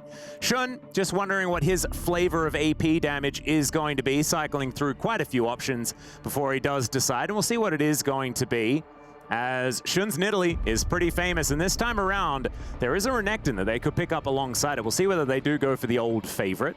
Yeah, that's definitely a strong pick they could go for here. Would just have their top side locked up and make the rest of the draft pretty simple to execute on. We'll see if they do commit to that, though, because there's a lot of trade-offs of picking this Renekton early. You could try to protect it in the draft, but Zeus will have the opportunity to counterpick right away. So, going to be the Ashe that's open really here rarely, but it is going to come through. Locked in for Elk now, very likely. Could be played in support, but not too much these days. So that's going to be some guaranteed lockdown for a Spear, at least when we're setting up for objectives. And the follow-up damage will be there. I like it. I also think that that adds to the amount of setup available as far as this Nidalee is concerned. So gives you another avenue with the Enchanted Crystal Arrow coming on through there. Then you can easily land your spears and get in amongst it. The Ezreal pick, I feel, is still quite strong in this position. Oh, Jhin. Now, this is, if you're a T1 fan, this has always been a pick that's made you grip your chair a little tighter. Yeah, it's definitely one of those, like, I'm holding on real tight here, Wolf, here in the caster booth. It does fit with the Zyra, you know, in terms of the setup they have, and in double 80 carry metas like this, you don't have to rely on Jin's damage output as much necessarily. It can help you secure picks, help you secure those resets for the Tristana, but a very risky pick. But given the Nidalee pick and how there's not that much hard engage to get onto the Jin right now, it's one of the safest places you could pick it in the draft. No, I would agree. And I'm just hoping that it's not picked alongside a Yuumi. That's the only thing that I ask, and I have a feeling that that is not going to happen. It's also not going to be picked alongside a Leona, because Kerio was fantastic on that pick in game number 1, even though he went a little bit more ham than we could have otherwise assumed. It still was very, very pivotal in locking down these key targets. So we'll see what is actually going to be left up as far as the support pool is concerned. I kind of assume that Kerio is going to be able to have access to support counterpick, but with Bin being so scary, there aren't very many safe picks. There really aren't. That Zayas can go for, so maybe they have to pick it on 4. The Cassante feels safe, I think, in a lot of situations where you have this second ban phase to kind of protect it or lead into it, because they're going for the Blitzcrank and the Nautilus, the scary engage, supports many of them that still exist here to take out this Jin. You do kind of have to pay that tax. The Cassante, though, the safest pick we could have seen, ends up being banned right away. So, ooh, Big Bad Brad. Okay, well, this is a classic, the Jin Bard bottom lane. I like this more than Jin Yuumi, Wolf. Yeah? I do too, but it is still, giving you a little bit of feeling of, will this work out in theory? You can set up the Zyra so incredibly well with Bard, and there's so many cool angles you can take with a magical journey to get her into a flank. The Rakan felt like it was going to be pretty obvious considering they'd banned the Leona. Nautilus is already taken away, and they took Cassante instead of going for another support ban, so that one felt pretty easy, and it's very strong into Jin. And this feels pretty safe here, going for Jax. You already have setup for the Jax. You can follow up Counter-Strike. You've got the arrow. You've got the Rakan ult. Great to set up Nidalee as well in the top lane. So it's also safe into Twisted Fate, for example, that we've seen Zayas play so many times. The Jace could be a really cool callback. It needs to be Gragas, Wolf. It has to be Gragas. Right? I mean, he's hovering a G champion here in Gangplank, so pretty decent chance, but that's the safest pick he could have in this. Suits the damage profile as well. The double 80 carry. Sure, you've got an AP jungle, but Gragas is so safe, but he's really hovering this GP. Yeah, just keeping his eye on it. Na is not a G champion, even though it starts with G in the English language, so he's going to skip all the way over there. So it's going to be Na locked in. Definitely one of Zayas' best champions, was his debut champion, in fact, when he started on T1. So going to be taking that against the Jax this time around. I personally am a little bit Gragas biased as far as how well it does in the Jax matchup. But we know that Bin doesn't really care what the matchup is. He's just really, really good at Jax. I was a T1 predictor. I was one of the ones who said I think it's 55-45. I think that their current form, even though they had that shaky loss domestically to KT Rolster right before flying over, I thought, okay, BLG looking a little bit rough around the edges. Knight in AD mids, not as dominant as he otherwise has been. But I look at this draft in game 3. Look at the setup, all the different types of engage, the follow-up damage, with the Jin on the other side. I gotta say, Atlas, I'm really leaning BLG in this final draft. I think they got everything they wanted. The Jin pick came out relatively early as well, wasn't hidden. And so they have the ability to now lock it down, blow it up. They've got the Rakan, they've got the Ashe, the Jax follow-up with that setup CC with Counter-Strike is so strong. And, we talked about Bin's Camille. His Jax is also legendary. Yeah. I think T1 really taking a risky draft here with this one in the final game. Didn't really feel like it came all together for me. I mean, it's true, but I love this top lane matchup just to pull it aside, because it's Bin's Jax versus Zayas' Na. This couldn't be more iconic unless you compare it to the last game, which was Camille versus the Aatrox. I think that this is getting a little bit more to ultra comfort between these two, so very excited to see what's going to happen there. Ona taking the Zyra, though, for one of the first times here. We saw it in game number 1, and it didn't quite work out, which is, I think, making us feel like it's not going to be quite as strong, but we know how oppressive it can be. And if you've been watching the LCK, you know that it is feast or famine. And we saw Canyon show the feast side. We saw Pyoshik discover the famine side. We'll see what it's going to be for Ona here, who we do trust on a lot of jungle picks. And the Bard for Keria, like this guy is an absolute genius when it comes to utilizing a lot of the toolkits of this of these champions. That's what I was Bard is certainly one of them. I think he's really going to have a big role to play in this game. His ultimates are going to have to be huge, can definitely get them out of dodge, but also really help them set up for the Zyra engages. And in the lane, in the 2v2, he is going to be the one thing to stop the Asher Khan lane. He's going to be able to offer a little bit of healing, obviously a little bit of push, because if this Jhin gets dove early, if this Jhin gets collapsed on, the setup is there with the Rakan knockup for the Nidalee Spear, and they fall behind, this Jhin might be less than worthless moving into the mid and then late game, and that is a big concern. Guma, positioning is going to have to be everything on this Jhin. I 100% agree. He's a fantastic Jhin player, though, and now it is time for us to get onto the Rift for the third game of this series. One team will be heading towards the semifinals, and one team will be going home. Not empty-handed. The hands are not going to be as full as their opponent, and their keys will be crushed as well. Part that I'm very much looking forward to. We'll see it's who's going to suffer and who is going to be victorious here in this game. As once again, of course, the LPL has been playing with the Fearless draft, so they're not used to seeing Tristana versus Corki every single game. Only generally in the first game, Wolf, That's right. is when that one comes out. But now we get treated to it every single game. We'll see who's going to be able to take it this side. Of course, I think in other series, we will see this matchup actually get looked at. But I think there's just a lot to ban between T1 and BLG. As Faker going to spot on, the bone plating will be taken down here. All right, Faker going to get slowed down. Does have to skill the rocket jump once again as Keria now going to be the one in trouble, and he's going to have to heal. This is the power of Ashe Rakan at level 1. If Faker's got to take W, Keria's got to heal. Faker greeting a little bit there as well. Really did not want to lock in that rocket jump, was playing with fire, but ultimately takes the damage and then locks it in. So not only does he have to start it, which again isn't horrible, we saw him manage it earlier on in this series, but takes the damage there as well. So Knight can push aggressively. Faker? Yeah, actually diving on in, trying to make sure that he's able to trade back with Knight, but still has to sacrifice a lot of his health bar, as we can see. Still just going to be farming. We do see this a lot in this matchup, but Knight really starting to utilize that health lead that he's picked up, and Ona might actually be called in. You can see he's moving towards the blue side jungle of BLG. A very difficult thing to do without lane priority, as we can see here. We know he is absolutely going to be fine because Shun nowhere in the area, but Faker down to about 100 health, and it is looking a little bit rough here for the little Gunnar Yordle. I mean, one more auto and Knight can flash kill him, so he has to play respectfully and he's going to back off. This was, I think that rocket jump, that second one there, really hurting Faker as he has to back and try to catch this wave. Okay, fortunately for him, Knight will back off. Yeah, at least for now. Faker going to be missing a little bit of CS here, as the minions do help him out with that last one. Checking in here on this bottom lane. We saw earlier on, BLG were able to put on a fair bit of pressure. Sneaking these volleys in through the wall there was Elk. Do like that cute little play. But T1, they have a fair bit of safety here in this lane, despite the fact that the CS numbers aren't looking too good. This is a big stacked wave moving towards them as Elkanon retain some control here. So it's not exactly T1 starting off on the right foot, as Faker going to dive in once again. The explosive charge going to go off, and he does get that reset. But still, this is looking scary for Faker in mid. It certainly is. Shun also here, but not going to commit. Just going to go for a heal onto Knight. This is so awkward for Faker. Yeah, against him, so really awkward for him to CS, or he may just be killed. But he doesn't want to back here and TP in.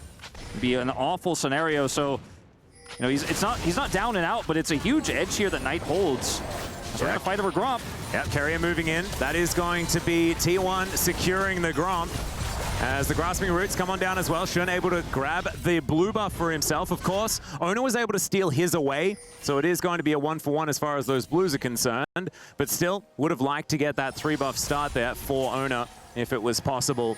And on looking for an angle here by the looks. Yeah, great start here in the bottom lane using that Pride to grab blue, and here comes on a ward though. Yeah. Teleport back from Knight as he gets towards the mid lane.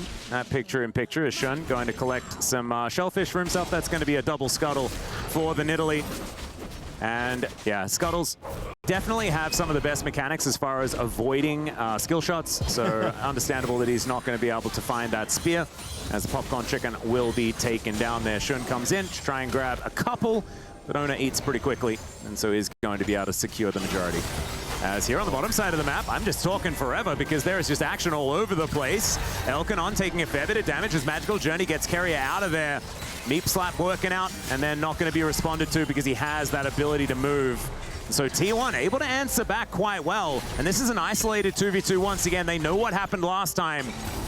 Gonna have to be definitely very respectful towards On and Elk here. Even though Guma's Jin has been relatively controversial in terms of his international performances on the pick, he's very confident on it. He's picked it up, obviously, in a lot of high-stakes moments like this one. And you can see he does know how to pilot the pick. So you will see a back here for Knight to grab plated steel caps and rush back to lane. No TP. Faker will be able to push this wave and might be able to deny a little bit of CS. Meanwhile, yeah, there's a grand entrance. Carrier going to be the one knocked up here. As we can see, T1 still able to do a fair bit of work, but Carrier is the one that's taking the brunt of the damage. Needs to put down as much hot cocoa as he possibly can.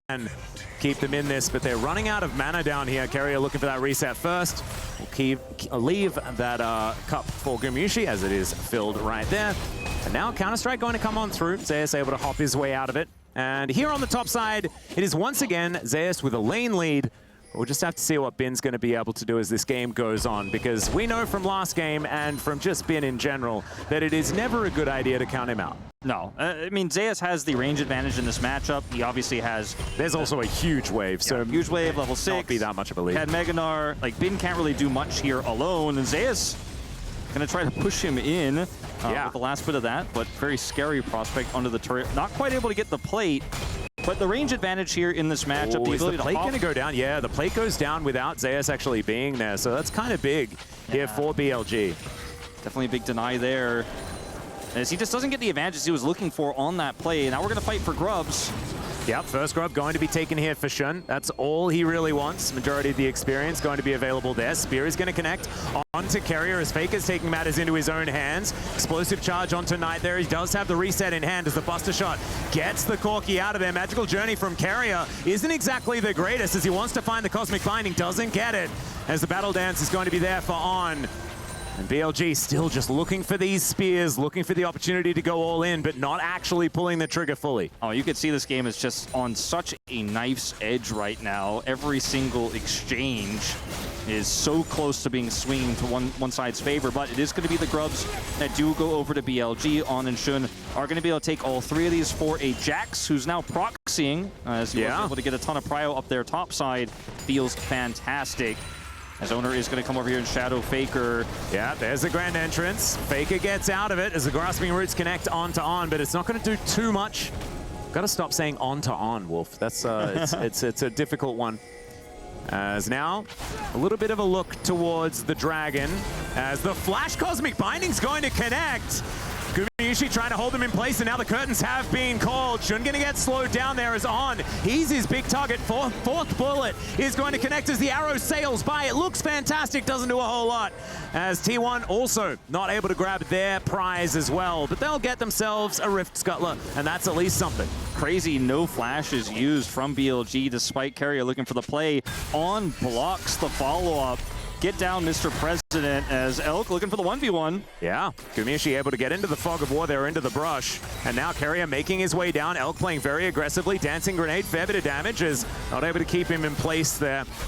So T1 not able to kill Elk just yet. Still has cleanse, still has flash, is absolutely fine. Yeah, no flash from Carrier on the earlier play, plus there's a cleanse available here for Elk, so there's no opportunity for Carrier to really make an impact there. Good read from Elk, knowing that he was ultimately going to be safe to take that, even if Carrier did, show up. Nice back deny from On. On is having an amazing series, Alex. Yeah, he really is. We spent more time talking about it off the cast than we have on the cast, but the guy is just out of control. Good, stopping these backs, denying engages. The peel in games 1 and 2, pretty incredible. It's been very, very impressive. His Nautilus incredible in the last game, and this game already showing that his Rakan is no slouch. And Elk will just have to see what he's going to be able to do on this Ashe as well. We know it's a pick that's been banned a whole lot, almost perpetually in both the LCK and the LPL. We haven't necessarily seen it have ridiculous performances, as, speaking of which, now it's Zeus that could be in trouble. Gets the double hop as Shun still looking for it. Gets the smite off. And still Zaya's going to have to flash to get out of the way. All right, they're going for a dive. They're going to be able to get that first blood, and Bin was capable of tanking up the turret, and if in doubt, just brute force it, Wolf. I mean, classic Bin Shun. Who cares? It's an R under turret. Doesn't matter. You got the Counter-Strike setup, you buy enough time, and Shun has the damage output. Just with Faded Ashes alone, they get it done, and Zaya's down a flash, killed here, and his lead is massively diminished as it looks like we are back in a little bit of a technical issue for just a moment, but meanwhile, T1 are taking the Dragon. Very hefty cost for Shun to look for that play with Bin. As we'll take a look at this replay real quick. Zayas uses his hop here, scared of the follow-up. Spike comes through, the slow is there. The damage output is really scared of the follow-up from Bin. Decides to flash, but that flash early means he can't do anything here under turret. No hop available, and Shun and Bin read it so well. And he also missed picking up his boomerang as well, so wasn't actually able to use that for the extra damage underneath the turret, and more importantly, the slow. So the juggling, absolutely fantastic. The fact that Bin knew that he's capable of utilizing his ultimate, tanking up the turret, and getting on in there. We'll have to make sure that we'll let you know as soon as we find out exactly what is happening. It's a little bit of a peripheral issue as someone's mouse is having a bit of a problem, unless I misheard and there is a mouse in the building, right? Which there definitely is not, because people play with mice in their hands, and that's what it's going to be. So we're just making sure that everything is all right with the mouse and getting it underway. So it's not the same situation that happened previously. It was a very long one. I think this one should be sorted out relatively quickly. Yes. Player peripheral issues are usually very easy to fix, and players often have backup peripherals as well, so it's really usually a non-issue. Yeah. Of course, there have been times in esports where the peripheral issue creates a controversial moment because, you know, it might have affected one decision you make, but ultimately peripherals are your own responsibility. Yep. And it usually ends up being pretty easily resolved, as you say. Game state here feels pretty good for the side of BLG after that pick onto Zayas. You know, considering the damage that Zayas was trying to put on there in the top lane, had that big wave crashing through, missed the plate, has a significant CS lead, but a lot of the wind is out of his sails now. And, you know, I think the demise of Knight's mid prowess on AD champions, I think, has definitely been overstated. When you consider how well he's been laning this game against Faker's rocket jump start.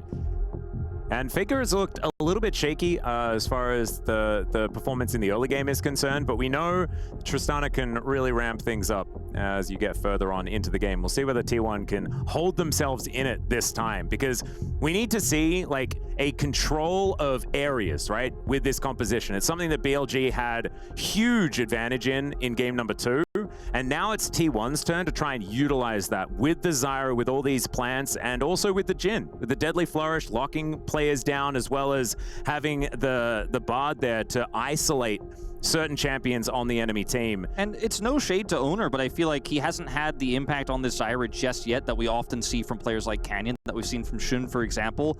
Whereas the Nidalee, you know, we've always been touch and go in terms of the Nidalee here in the LCK. Shun's iconic pick, you mentioned it in the draft, but how he's utilized that bottom side pressure, how he's utilized Zayas trying to get advantages top side, his punish play has been great, his warding clean. He was able to react quickly to the blue buff taken away from him. He's playing the Nidalee around the pressure points they have on the map so incredibly well. This is what a good Nidalee game looks like.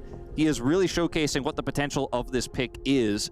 And even though he didn't get the setup spear after the Counter-Strike, for example, wasn't able to quite line that up to be a big impactful moment, you can see what it can look like if an Ash Arrow hits later on, and how much he's going to be able to control neutral objectives with that spear poke when we get to the late game. Something that there isn't really a whole lot of on the side of T1 poke-wise. So a little bit concerning potentially here. It does look like it's a Knight issue. Yeah, it looks like Knight having a very good time while his mouse is getting repaired and sorted out and checked and everything like that, just to make sure that everything is in fact working. You know, funny story about peripherals and mice. Yeah. The hardest ones to replace are the left-hand mice. Knight's, you know. Oh, true. The golden left hand. We've got to make sure he's got that working and set. Maybe that's exactly why everyone brings their own spares. As you can see, Knight giving the thumbs up that everything is good to go, and refs will be able to unpause the game, I believe, relatively shortly, needing to get the sign-off there from T1 to make sure that everyone is ready to get into this game number 3. But yeah, no, I maybe that was the reason why everyone had to bring their own backups instead of just going into the bargain bin of mice, because as soon as you are, and I'm left-handed, but I play with a right-handed mouse. Same. I think that I would be better at video games if I had have started off playing with my left hand. Well, maybe that's why I'm not a pro gamer, Wolf. Maybe you and I'd be sitting where Knight's sitting now if we had just picked up the mouse in the left hand. Should have realized that it's actually a superpower. I'm also left-handed like you, and you know, everyone always told me, oh, mouse goes on the right hand. My grandfather was a left mouser. Really? Yeah. Every time I visited his house, he'd be like, "Oh, I got the mouse in the same place you like it, right?" But unfortunately, I always took it and moved it to the right side, and I would always, you know, leave it there on the right side when I left, forgetting that he'd always know when I went to use the computer. Yeah, there you play go. a cheeky game because I'd leave the mouse on the right side by mistake. Didn't get away with it. And it's a fun fact as well, for a little factoid for everyone at home, is that most of the people in the LCK on the commentary team are in fact left-handed. And it's just kind of weird. Statistically, that's not a normal thing. As T1 are going to be able to grab that dragon, as we were talking about. Jumping back into the game, ladies and gentlemen, it is almost a 1,000 gold lead for BLG. Nothing insurmountable at this stage, but still that element of control that they've been demonstrating throughout. Let's set stakes here a little bit. You know, notice that Faker is nearly 400 gold behind. First blood went to Shun on that topside play, but he's also massively ahead in farm, even into a Zyra. And they ended up knocking Zeus out. His flash back available now, but man, the game state here is rough. Ooh. That's a big old arrow flying towards Carrier, and that will land. Knight is able to get over the wall as well. Shun's able to take down the Bard, and Ona has to flash to get himself out of the way. Elk, man, the sniper from downtown going to be able to get a kill. It's just that simple. I mean, the follow-up for the Ashe arrow is there. You have a Recon, you have the Nidalee Spear, and this is why Ashe is so heavily banned right now in a meta that has so much CC. Oh, okay, Bin has the counter-strike. Buster Shot comes in. That's going to answer the lead really, really well. But still, I think Bin should be all right. The curtain call, not going to get enough done. Then he's able to walk it off with that Grandmaster's Might helping out. Clean movement to get away there, despite T1's best efforts. Knight gonna grab an additional plate. These lane advantages really starting to stack up, as meanwhile up on the top side. Yeah, Tempered Fate does come on down. Good Cosmic Binding there to connect onto On, who's taking a lot of damage. Elk still offering a lot back as well, as T1 do defend their outer turret and those underneath it. At the same time, Zeus does have Mega Gnar on the way, so he's feeling a little bit more frisky, able to get up towards this lane. But it feels like T1, a lot of answering and not a lot of dictating here in this game. Shun also happily just taking these grubs in return, backs off of the topside play and says, well, we were playing for these anyways. That's going to be 6 grubs for the Jax. That's so deadly in a side. Yeah. Kuma was able to pick up 1 plate bottom side. That's all T1 were able to get otherwise here, though. Faker, level advantage. Yeah, and Knight, not a whole lot of mana to his name here as well, as the explosive charge will go off.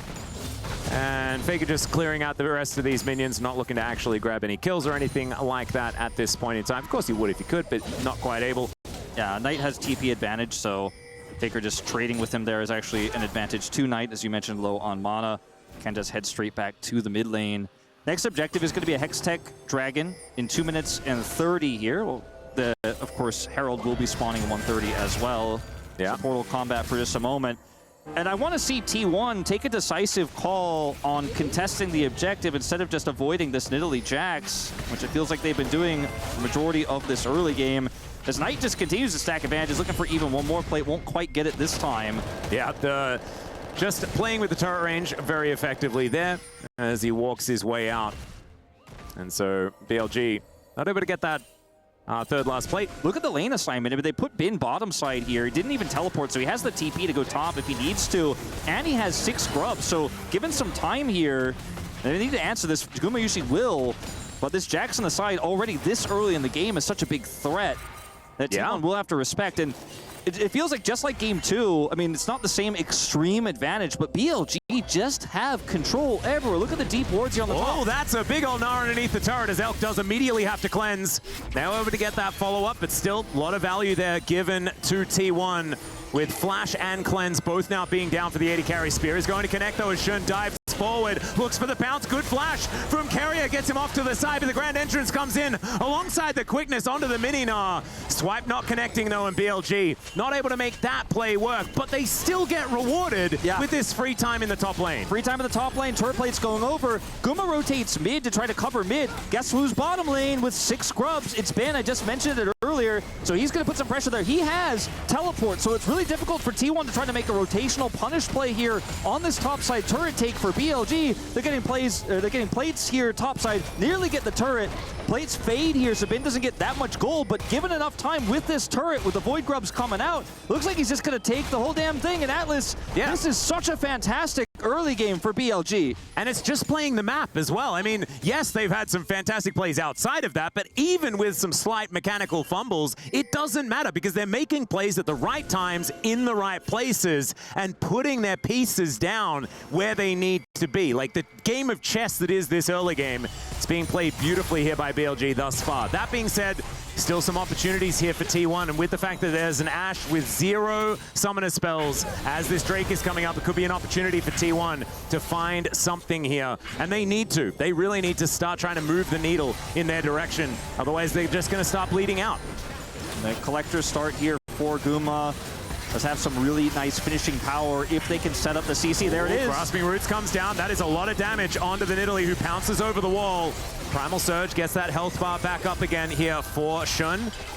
And T1 not able to lock him down completely as Faker going in, looking for Knight, who gets into the brush very nicely, and the Gatling gun really working out. Buster Shot going to be used, and there's the flash forward. It's just too easy here for the golden left hand. And the turret going to go down as well. Icing on the cake for BLG. Clearly no mouse issues there. Faker making a missed call.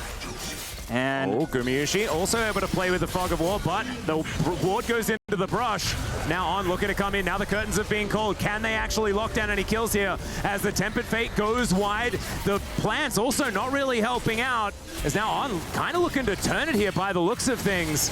T1 looking a little frazzled here in game number 3. I mean, so desperate here in this final game. Good footwork there from On and out to avoid everything. Tempered Fate does miss. Now Zeus is able to get the turret bottom side, so they are going to come up with one big win here on the map, but this mid turret's going to go down in exchange, and potentially more here. Shun also taking away some of these camps here, taking the Raptor camp away, setting up more deep vision here behind the Baron. They were also able to pick up the Rift Herald. So again, this gold lead is significant, but more significant than the gold lead is the threat of this side laning Jax, the threat of the map control that BLG has had really all 3 games. When they get this much control, T1 look like they have no options. You're still playing a Jhin that's very fragile, now down both summoners.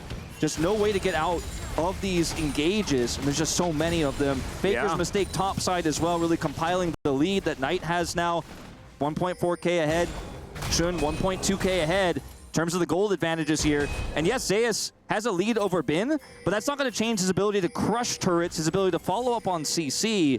And that's been halved as well. It was to the tune of about 20 CS. Now that is starting to evaporate, and now Zeus is under fire. On is going to get over that wall, finds the hop. Grand Entrance doesn't quite get in there, but the quickness is still going to charm him, and there is the counter-strike. Bin going to be able to take down his opposite number. 101 now on the Jax, and that was the strong point. That was the strong point. Now, all 5 lanes with the lead. He picks up the turret, picking up a kill. Carrier. Magical Journey gets himself out. That's going to be fine. Just some barred things, but still, this is an inner turret being sieged at 17.5 minutes. And BLG, they do not want out of this tournament. Arrow going to be sailing in, goes wide, but it still just guarantees that this inner turret is going to fall. And T1, they're going to have to do something. They're going to have to do it fast if they want to stay in this game. Yeah, and they look helpless in this one. And I feel like this series may be remembered as a complete stomp, even though T1 won game 1, and they had the cool Zeri top. Everything was unique. It looked like, wow, T1's got this great meta read moving into this tournament.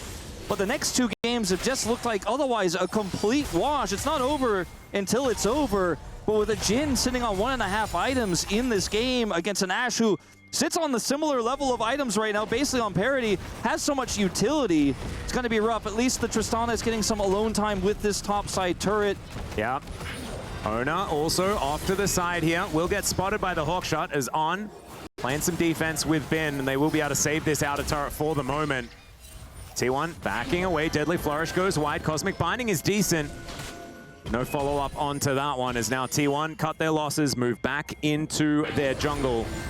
And Kerry actually looking for Elk here. Tempered Fate is going to connect. The Cosmic Binding is so good as he takes matters into his own hands. And now Fake is able to help lock down that kill. There are the resets. Special delivery of Knight as well. As T1 in this team fight looking good, but in comes Spin. Can they actually deal with it? Knight now getting taken down solo. There's a shutdown gold given over to Gumayusi. We said they had to come alive, and I think they may just have. I think they just have 2 kills to Guma. The snipe coming out. We're not done yet. Oh, Carrier finds a meep slap as Shun, he has to flash. Deadly Flourish, too scary, coming through the floor.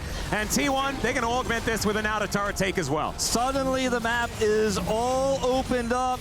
Kills, turret going down, and BLG trickle into the waiting arms of T1. Overconfident on their ability to turn.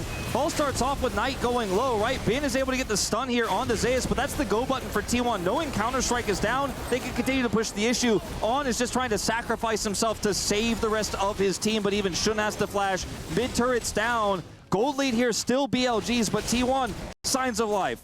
Yep, they've also managed to take 2 of these Drakes as well, and it's Infernal Soul 3 for 3. It's just triple Infernal Soul. That's just what we're going to do here. Maybe the weather does actually play a part because, you know, you remember at the beginning of summer, we had some cloudy days, a lot of cloudy Drakes and Ocean Drakes and things like that. This time around, it is all fire for our first series at EWC. And I think T1 going to be pretty happy with being able to threaten that as... Okay, Bin just waiting, not giving away his position there. As Carrier moves in. He's able to pick up IE off of that last fight. Collector A is a big spike. Yeah, I mean, he is going to be hitting really hard if they can set up more engages, if they can punish BLG again. Carrier, the man in control of those setups. Zeus, meanwhile, you know, pushed in the top lane. Just farming it out. Hasn't had as big of an impact as Bin has, but Faker once again, given time in a side lane, Tristana could do a lot. Pushing that top turret now, bottom side here, forcing a TP. Yeah, getting that teleport from Knight, actually a big deal. As now Bin moving towards Carrier. He's very quick with the amount of meeps that he has picked up, or the chimes at least. Counter-Strike going to be utilized. Deadly Flourish going wide there as BLG do start off this Dragon. It's them on the back foot, though, as this Rift Herald getting a little bit confused about where it wants to go. T1 holding onto the Dragon 4 now, but Knight on that flank angle on moving in. Zeus doesn't have TPs, dealing with this Herald, so BLG have full control. Faker. Yeah, there's another charge as the inner turret just barely survives. Faker, though, like you say, in trouble. Able to get a few autos on, down to 50%, but Faker holding onto that rocket jump. See whether he's going to be able to utilize it. Tempered Fate not going to find the mark. Neither does the Cosmic Binding. Zeus back with Narbar too. BLG need to be very careful about how they approach this. Yeah. Zeus definitely going to be turning Mega here, so BLG could just bide their time, but it looks like they want to start this one up with that control of the area that they do have. Narbar down to 50%. T1 going to have to pull that trigger relatively soon as Spears not quite connecting onto that Gnar, and you can see BLG. They're not wanting to do anything until there's a mini Gnar once again, and now it comes through. The Dragon going to be picked up. On in actually a lot of trouble as the curtains have been called. On just going to be sniped. No one was there to protect him, and now Elk is going to get slowed down. Shun is here with the rest of the team, but Bin is nowhere in sight. Everyone's a squishy, and there's a Deadly Flourish onto the Nidalee. Now the teleport's coming in. Bin's going to be able to join the other 3. The BLG are getting closed in on, and this is not their side of the map. Certainly not. This is getting real dicey. There is another snare as the Cosmic Binding locks down Knight. He's the target, and the Hyper Proc is going to do it. The Gnar into the wall up there from Zeus, and he hits that Mega Gnar at exactly the right time. And T1, they just team fight so beautifully, even with backs to the wall. Backs to the wall. The teleport comes through from Bin. He wasn't there. That was a big part of why T1 was able to secure the Dragon. He was so close to getting TP. He wanted to put some pressure on in mid and potentially head topside, get some push going, and just leave the Drake to T1. But as BLG close in and he teleports over, T1, very careful team fight there, so measured. And Gumayusi doing the big damage. He went from irrelevant to 305 on this 2-item spike, and now they're going to get Baron. They take a gold lead for the first time in this final game. Zeus in a side, and T1, a huge comeback here in this final game. We had nearly written them off, but all it takes is one good team fight, one pick moments before. Never count T1 out. Absolutely, and I'm feeling like maybe it was just abiding their time, but it was also a looking for that opportunity. And BLG, a team that's so good at not giving them. Look at this But once that opportunity is there, T1 strikes so well. And these shots from the curtain call from Gumayusi, absolutely fantastic. And I'm not a Jhin fan, but I am now. His positioning was so good, and they have Zeus to protect from the bin engage. On was too far away to punish. Zeus says, get back over here, grabs that leaping Nidalee, and nothing else can do at the end. You could see desperation here on the faces of BLG. This game was completely theirs, but it is very quickly T1 favored now. Oh, Cosmic Binding not going to quite land as the Tempered Fate does go down, but Elk not going to be too worried about it. Keria still just going aggressive. Bin's just going to kill him. Not entirely sure what the game plan was there, but Shun's still going to take so much damage. Faker just straight up Goomba stomping him. As another bullet, there's the flash from On this time. He's going to be respecting, and now the quickness comes in. Faker with the sickest flash, and the double knockback from the Gnar is going to be there. Still, T1 losing as much as they're giving here, as this game's getting bloody. It's getting bloody. We're doing a little bit of mechanics testing here, limit testing, and we're getting deep into these fights. There's a nice try there, but it's not enough from Faker.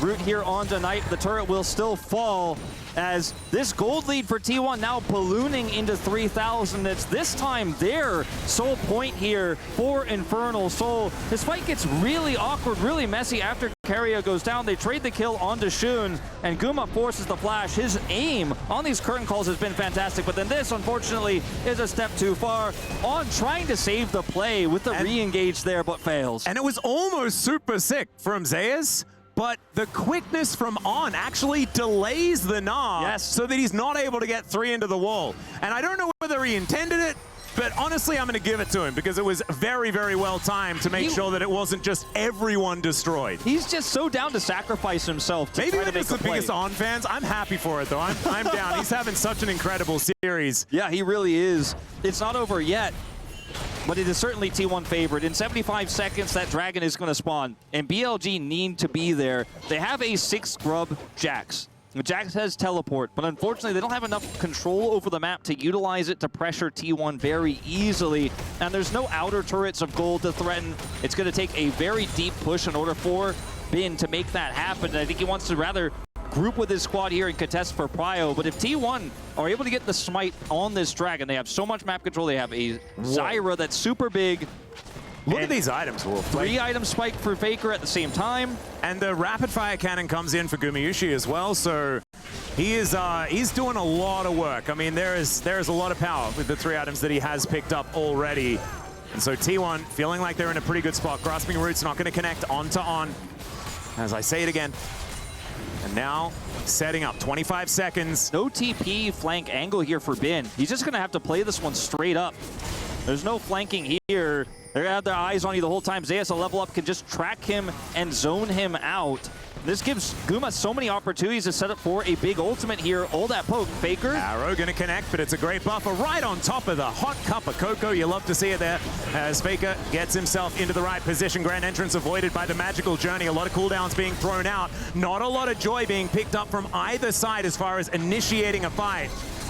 As T1 moving towards this dragon that has just spawned. Infernal Soul on the line, the first one for T1 for this series. Faker can burn this down so quickly. BLG have to be quick. Yep, all of them do. Stranglethorns in hand here for Owner as well as they manage to hold them all down. There's the Infernal Soul, and the curtains are being called now as well. There's the Tempered Fate. It does get the stun on tonight as Valkyrie's now going to be utilized. Magical Journey comes on through as there's the Gnar. Zeus very delayed once again, but it's a bloodbath, and it's being delivered by T1. Been trying to get what he can done, but the Buster Shot's too good. Is this going to be a pentakill for the GOAT? No, it's not, because Gumayusi, he wants his piece of the pie as the Raptors don't get angry at Elk, but he is still running the wrong direction.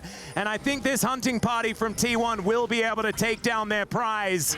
Unless, well, Magical Journey does come on through. Volley from the brush gives away his position, and Elk is buying a lot of time. They're not losing any time here in the mid lane, though. T1 just pushing it down right away, just taking this inhibitor. Elk buying a lot of time. Yeah, Grasping Root's going to be there, and Owner gets the kill. I mean, it's just going to delay his respawn ultimately here because T1's still going to grab this inhibitor. There's no Baron to take, so they don't delay anything like that. As On's looking for a punish here, but T1 super measured in their approach to this inhibitor. Take it down, back away. Topside control is theirs. And once again, a beautiful team fight from T1. Despite BLG's best efforts and Elk's positioning in that fight, his kiting, his cleanse, not used, not needed because his flash was so great there. And I mean, you watch Elk in this fight as well. Look at how well T1 set up for this. Look, they're trying to push Zeus back. Dar only hits on. Look at Elk at the top side of this fight, kiting back super clean. But Faker gets on top of him, does that damage. Bin's isolated, and Guma is sitting at full health in all of these team fights. There's so much peel for him. He's got so much range to work with. Elk, best attempts to try to delay the inevitable, but the mid inhibitor is going to go down. Infernal Soul, now T1's before the Baron spawns in 10 seconds here. So you can see BLG rapidly trying to group up to get that prio for this. Yeah. They take a miracle, though, to secure it. 5,000 gold down. Yeah, last-ditch effort as the arrow is going to sail through T1. Opportunistic plays is exactly what BLG are going to be looking for. As Zeus doesn't want to wait for that. Curtains are going to get called once again. First bullet doesn't land, but the second one rings true. Third one down, and On takes the fourth. And now engaging, it's going to be a little bit more difficult until that Warmogs gets some work done. The flash forward, and Carrier once again takes matters into his own hands. The flash over from Faker, and he will wait for that Zhonya's to wear off. On now, having to battle dance his way out. Owner is absolutely unstoppable, and Faker, he's just diving in. He doesn't even mind if Bin takes him down, but that's not even gonna happen as the double kill comes in, as the Stranglethorns come down. There is the ace, and T1 will keep themselves alive here at EWC. And unfortunately, the keys for BLG not looking like they are going to survive. I think it's gonna be hydraulic press for them. T1 in a 30-minute game, an impressive comeback here, and the one that matters the most, keeping their hopes alive in this tournament. That didn't make it easy. That certainly did not give the fans hope in the early part of this third game. Game 2 was rough. Game 1, they almost lost control, but what a fantastic series to start off EWC's League of Legends, and T1 will be the victors, the ones